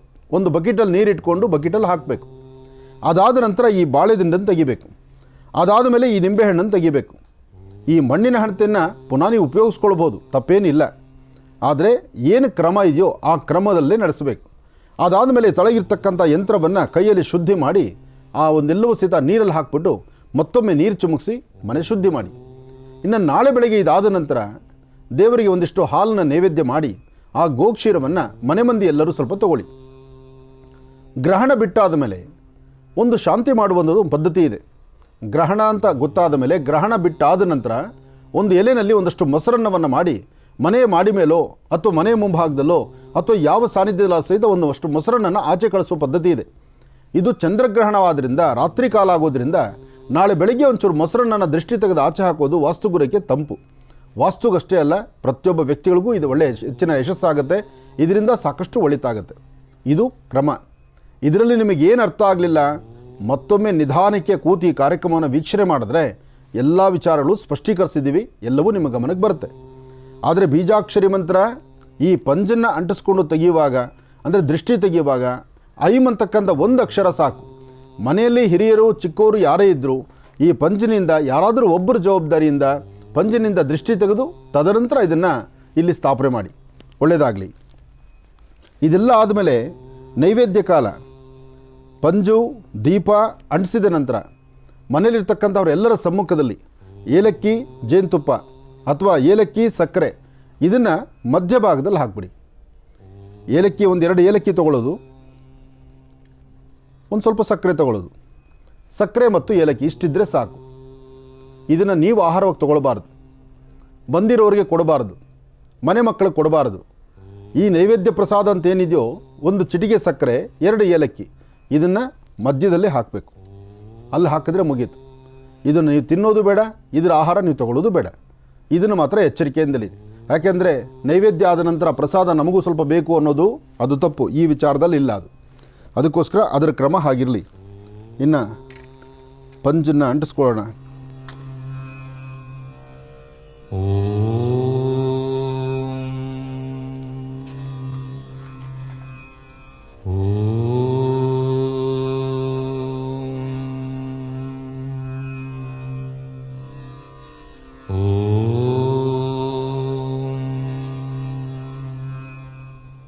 ನಾಲ್ಕು ಪಂಜಗಳನ್ನು ಅಂಟಿಸಿ ಸಾಧ್ಯವಾದರೆ ಈ 4ರಿಂದಲೂ 4 ಪಂಜಗಳನ್ನು ಅಂಟಿಸಿ 4ರಿಂದಲೂ ಮೇಲಿಂದ ತಳಭಾಗದ ತನಕ ಶಿರದಿಂದ ಪಾದದವರೆಗೂ 3 ಬಾರಿ ದೃಷ್ಟಿ ತೆಗೆದಾದ ನಂತರ ಮನೆಯಲ್ಲಿರ್ತಕ್ಕಂಥ ಪ್ರತಿಯೊಬ್ಬರೂ ತೆಗೆದುಕೊಳ್ಬೋದು, ತಪ್ಪೇನಿಲ್ಲ. ಮಕ್ಕಳಿಗೆ ಮಾತ್ರ ಅಂತ ಅಥವಾ ವಯಸ್ಸಾದಂಥ ಹಿರಿಯರಿಗೆ ಮಾತ್ರ ಅಥವಾ ದೋಷರಹಿತರಿಗೂ ದೋಷ ಇರ್ತಕ್ಕಂಥವ್ರಿಗೂ ಅವ್ರಿಗಷ್ಟೇ ಸೀಮಿತವಲ್ಲ ಇದು. ಇಂತಹ ತಂತ್ರಗಳನ್ನು ಮಾಡುವಾಗ ದೃಷ್ಟಿ ತೆಗೆದು ಅಲ್ಲಿಡುವಂಥದ್ದು ಬಹಳ ಸೂಕ್ತ. ಇದರಲ್ಲಿ ಹುಣ್ಣಿಮೆ ಕಾಲದಲ್ಲಿ ದೃಷ್ಟಿ ತೆಗೆದ್ರೆ ಹಿಂದೆಲ್ಲ ಯಾವುದೇ ದೇವಾಲಯ ನೋಡಿ, ರಾಜ ಮಹಾರಾಜರ ಕಾಲದಲ್ಲಿ ನೋಡಿ, ದೇವತೆಗಳನ್ನು ನೋಡಿ, ದೇವರುಗಳ ಸಾನ್ನಿಧ್ಯದಲ್ಲಿ ನೋಡಿ, ಸಾಮಾನ್ಯಕ್ಕೆ ಪಂಜಿನಿಂದ ದೃಷ್ಟಿ ತೆಗೆಯುವಂಥದ್ದು ಪದ್ಧತಿ ಹಿಂದಿನಿಂದಲೂ ಇದೆ. ಆದರೆ ಪಂಜಿನಿಂದ ದೃಷ್ಟಿ ತೆಗೆಯುವಂಥ ಕ್ರಮಬದ್ಧವಾಗಿ ಅನುಸರಿಸಿದ್ರೆ ಮಾತ್ರ ಅದರ ಫಲಗಳು ಸಿಗ್ತಕ್ಕಂಥದ್ದಿತ್ತು. ಅದನ್ನೇ ಇದು ಕ್ರಮವಾಗಿ ಮಾಡ್ತಕ್ಕಂಥದ್ದು ನೋಡಿ. ಬಾಳೆ ದಿಂಡಿಗೆ ಈ ಪ್ರಕಾರವಾಗಿ ಸಿಕ್ಕಿಸ್ತಕ್ಕಂಥದ್ದು.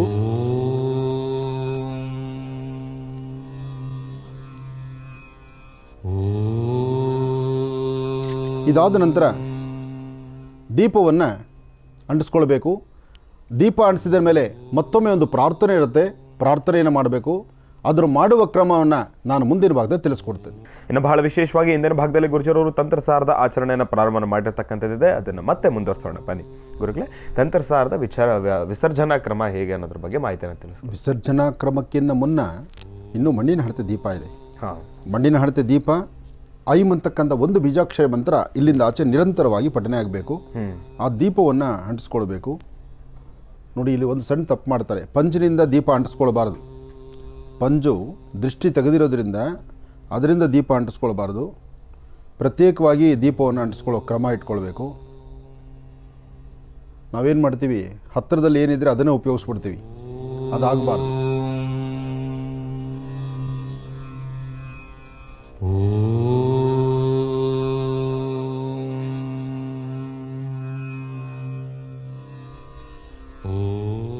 ಮಣ್ಣಿನ ಹಣತೆ ದೀಪ ಅಂಟಿಸಿದ್ದಾಯಿತು. ಆದರೆ ಬೀಜಾಕ್ಷರಿ ಮಂತ್ರ ಮಾತ್ರ ನಿತ್ಯ ನಿರಂತರ ಪಠನೆ ಆಗ್ತಾ ಇರಬೇಕು. ಸಾಧ್ಯವಾದರೆ ಒಂದು 54 ಬಾರಿ ನೀವು ಆ ಬೀಜಾಕ್ಷರಿ ಮಂತ್ರದಿಂದಲೇ ಈ ಪುಷ್ಪವನ್ನು ಅರ್ಚನೆ ಮಾಡೋದು ತಪ್ಪಿಲ್ಲ. ಯಾಕೆಂದರೆ ಪುಷ್ಪ ಸಾಕಷ್ಟು ಇದ್ದಾಗ ಅದನ್ನು ಅರ್ಚಿಸಿ, ಅದರಿಂದ ಒಳಿತೇ ಆಗುತ್ತೆ. ಆದರೆ ಬೀಜಾಕ್ಷರಿ ಮಂತ್ರ ಮಾತ್ರ ಮನಸ್ಸಲ್ಲೇ ಹೇಳ್ಕೋಬೇಕು, ಅದು ಇನ್ನೊಬ್ಬರು ಕೇಳಿಸಬಾರ್ದು.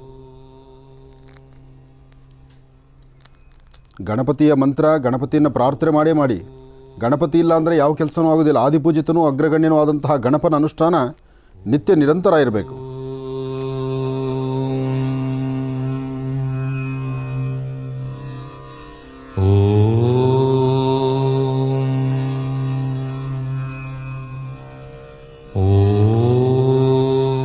ನಾನು ಆಗಲೇ ಹೇಳಿದ್ದೀನಿ, ಇದರ ಕ್ರಮ ಇಷ್ಟಾದ ಮೇಲೆ ಅದರ ವಿಸರ್ಜನಾ ಕ್ರಮ ಏನು ಅಂತ. ವಿಸರ್ಜನಾ ಕ್ರಮವನ್ನು ಹಾಗೆಯೇ ಕ್ರಮಬದ್ಧವಾಗಿ ಮಾಡ್ಕೊಳ್ಳಿ.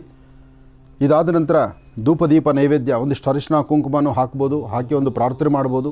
ಎಲ್ಲವೂ ದೈವ ಸ್ವರೂಪವೇ. ಇದು ದೇವರ ಸ್ವರೂಪ, ದೇವರ ಒಂದು ಸಾನ್ನಿಧ್ಯ ಅಂತಲೇ ಇದು ಕೆಡಕಲ್ಲ, ಇದು ಯಾವುದೇ ತರಹ ಕೆಟ್ಟದ್ದಲ್ಲ. ಅದಕ್ಕಾಗಿ ನೀವು ದೇವರು ಒಂದಿಷ್ಟು ಅರಿಶಿನ ಕುಂಕುಮ ಹಾಕ್ತಿರಲ್ಲ, ಹಾಗೆ ಹಾಕ್ಬೋದು.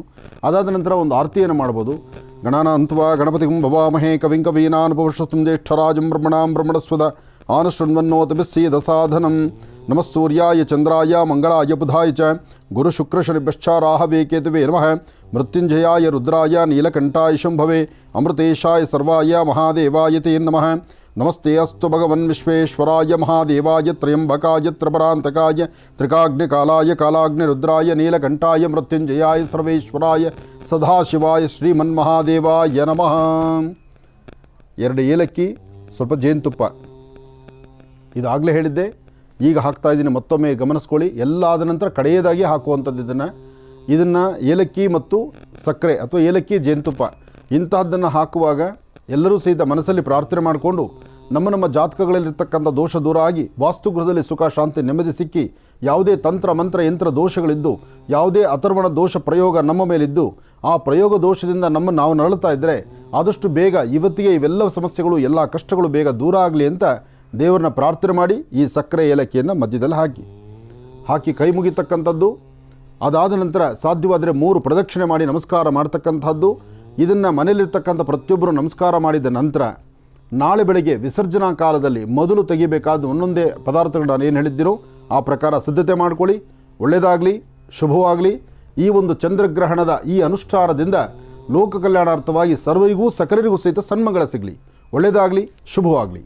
ಹುಣ್ಣಿಮೆಯ ಚಂದ್ರಗ್ರಹಣದ ವಿಶೇಷವಾಗಿರ್ತಕ್ಕಂಥ ತಂತ್ರಸಾರದ ವಿಧಿವಿಧಾನಗಳನ್ನು ಬಹಳ ಅದ್ಭುತವಾಗಿ ಸವಿಸ್ತಾರವಾಗಿ ಗುರುಜಿರವರು ನಮ್ಮೆಲ್ಲರಿಗೂ ಕೂಡ ತಿಳಿಸ್ಕೊಟ್ಟಿದ್ದಾರೆ. ಈ ತಂತ್ರಸಾರ ನಿಜಕ್ಕೂ ಅದ್ಭುತ ಅಂತಲೇ ಹೇಳ್ಬೋದು. ಯಾಕೆ ಅಂತಂದರೆ ಗುರುಜಿರವರು ಒಂದು ವಿಚಾರ ಅಂತೂ ಸ್ಪಷ್ಟೀಕರಿಸಿ ಸಾರಿ ಹೇಳಿದ್ದಾರೆ. ಏನಪ್ಪ ಅಂತಂದರೆ, ಇದು ಸಂಪೂರ್ಣವಾಗಿ ದೇವರನ್ನು ಪೂಜಿಸುವ ಲೆಕ್ಕಾಚಾರದಲ್ಲೇ ಪೂಜಾನುಷ್ಠಾನವನ್ನು ಸಲ್ಲಿಸ್ತಕ್ಕಂಥದ್ದು. ಇಲ್ಲಿ ಯಾವುದೇ ರೀತಿ ಮಾಟ ಮಂತ್ರ ತಂತ್ರ ಮತ್ತೊಂದು ರೀತಿ ಪ್ರಯೋಗಾದಿಗಳು ವಾಮಾಚಾರಕ್ಕೆ ಸಂಬಂಧಪಟ್ಟಿರ್ತಕ್ಕಂಥದ್ದಾಗಲಿ ಮತ್ತೊಬ್ಬರಿಗೆ ಸಮಸ್ಯೆಯನ್ನು ಉಂಟು ಮಾಡತಕ್ಕಂಥ ಯಾವುದೇ ರೀತಿ ಇಲ್ಲ. ಇದು ಸಂಪೂರ್ಣವಾಗಿ ದೇವರ ಒಂದು ಪೂಜಾನುಷ್ಠಾನದ ರೀತಿಯಲ್ಲಿ ನೆರವೇರುತ್ತೆ ಅಂತ ಹೇಳಿ, ಹಾಗಾಗಿ ಪ್ರತಿಯೊಬ್ಬರ ವಾಸ್ತುಗೃಹದಲ್ಲೂ ಕೂಡ ಇದನ್ನ ನಿರ್ಭಯವಾಗಿ ಆಚರಣೆಯನ್ನು ಮಾಡ್ಕೊಳ್ಬೋದು.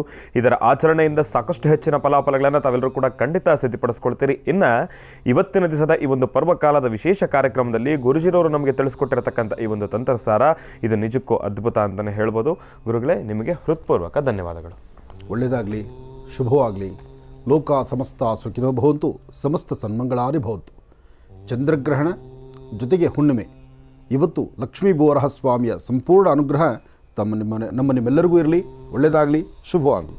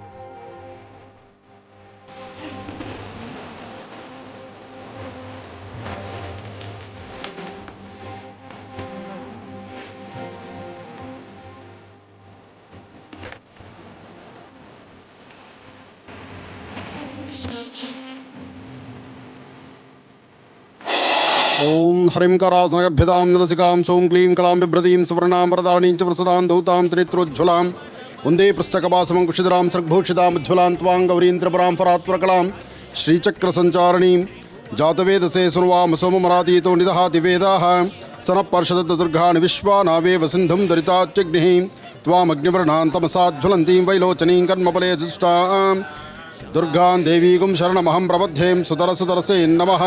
ತಾಯಿಯನ್ನು ದರ್ಶನ ಮಾಡಿ ಲೋಕ ಕಲ್ಯಾಣಾರ್ಥವಾಗಿ ಸರ್ವರಿಗೂ ಹಿತ ಅನುಕೂಲ ಆಗಲಿ, ಭಗವತ್ ಸಂಕಲ್ಪ ಸಿಗಲಿ, ಎಲ್ಲರೂ ಸಹಿತ ಕಾರ್ಯಕ್ರಮವನ್ನು ವೀಕ್ಷಣೆ ಮಾಡ್ತಿರ್ತಕ್ಕಂಥ ಸಮಸ್ತ ವೀಕ್ಷಕ ಬಂಧುಗಳಿಗೂ ವಿಶೇಷವಾಗಿರ್ತಕ್ಕಂಥ ಮಂದಾರ್ತಿಯಲ್ಲಿರ್ತಕ್ಕಂಥ ತಾಯಿ ದುರ್ಗಾ ಪರಮೇಶ್ವರಿಯ ಅನುಗ್ರಹ ನಾಡಿನ ದೇಶದ ಸಮಸ್ತರಿಗೂ ಸಿಗಲಿ. ಈ ಕ್ಷೇತ್ರದಲ್ಲಿ ತಾವು ನೋಡ್ತಿರ್ತಕ್ಕಂಥದ್ದು ದೇವಿಯ ಸಾನ್ನಿಧ್ಯ. ಅದರ ಹಿಂಬದಿಯಲ್ಲಿರ್ತಕ್ಕಂಥದ್ದು ಒಂದು ಬೃಹತ್ ಮಟ್ಟದ ಒಂದು ಹುತ್ತವಿದೆ. ಆ ಬೃಹತ್ ಮಟ್ಟದ ಹುತ್ತ ಸುಮಾರು ಭೂಮಿಯಿಂದ ಮೇಲ್ಭಾಗ ದೇವಸ್ಥಾನದ ಮೇಲ್ಚಾವಣಿವರೆಗೂ ಹಬ್ಬಿರ್ತಕ್ಕಂಥ ವಿಶೇಷವಾಗಿರ್ತಕ್ಕಂಥ ಹುತ್ತವೇ ಸರಿ. ಆದರೂ ಈ ಭಾಗದ ಈ ಒಂದು ವಿಶೇಷವಾಗಿರ್ತಕ್ಕಂಥ ಮಹಾ ಮೃತ್ತಿಗೆ ಪ್ರಸಾದ ಒಂದು ಭಾಗ ಆದರೆ ಇಲ್ಲಿರ್ತಕ್ಕಂಥ ತಾಯಿ ದುರ್ಗೆಯ ವಿಶೇಷವಾದಂತಹ ಆರಾಧನೆ. ದುರ್ಗೆಯನ್ನು ನೆನೆದರೆ ದುಃಖವು ದೂರ ಅಂತ ಹೇಳ್ತಾರೆ. ಅಂತಹ ದುಃಖಗಳಿಂದ ಮುಕ್ತರಾಗಲಿಕ್ಕೋಸ್ಕರ ದೇವಿಯ ಸಾನ್ನಿಧ್ಯದಲ್ಲಿ ಇವತ್ತು ಸಾಮೂಹಿಕವಾದಂಥ ಒಂದು ಪ್ರಾರ್ಥನೆ ಸಲ್ಲಿಸ್ತಾ ಇದ್ದೀವಿ. ತಾವು ಎಲ್ಲರೂ ಸಹಿತ ಕಾರ್ಯಕ್ರಮವನ್ನು ವೀಕ್ಷಣೆ ಮಾಡುವಾಗ ಮನಸ್ಸಲ್ಲಿ ಇಷ್ಟು ಅರಿಶಿನ ಕುಂಕುಮ ಮಂಗಳ ದ್ರವ್ಯಗಳನ್ನು ತಾವು ಪ್ರಾರ್ಥನೆ ಮಾಡಿಕೊಳ್ಳಿ. ದೇವಿಯ ಪಾದಕ್ಕೆ ಎಲ್ಲರೂ ಸಹಿತ ಅರ್ಪಣೆ ಮಾಡ್ತಿದ್ದೀವಿ ಎಂಬಂಥ ಒಂದು ಮನಸ್ಸು ನಿಮ್ಮೆಲ್ಲರದು ಆಗಿದೆ.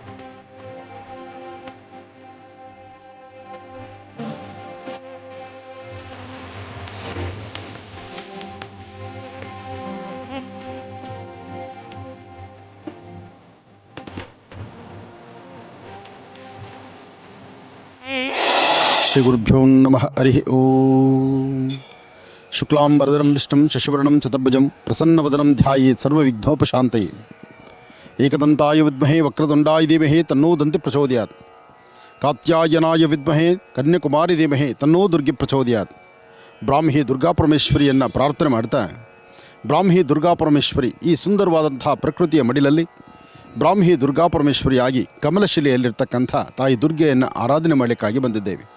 ಮೊನ್ನೆಯಷ್ಟೇ ಕುಬ್ಜಾ ನದಿ ತುಂಬಿ ತಾಯಿಯ ಪಾದ ಸೇವೆ ಮಾಡಲಿಕ್ಕಾಗಿ ಗರ್ಭಗುಡಿ ಪ್ರವೇಶ ಮಾಡಿದ್ದನ್ನು ನಾವು ನೀವೆಲ್ಲರೂ ಸಹಿತ ಕಂಡಿದ್ವಿ.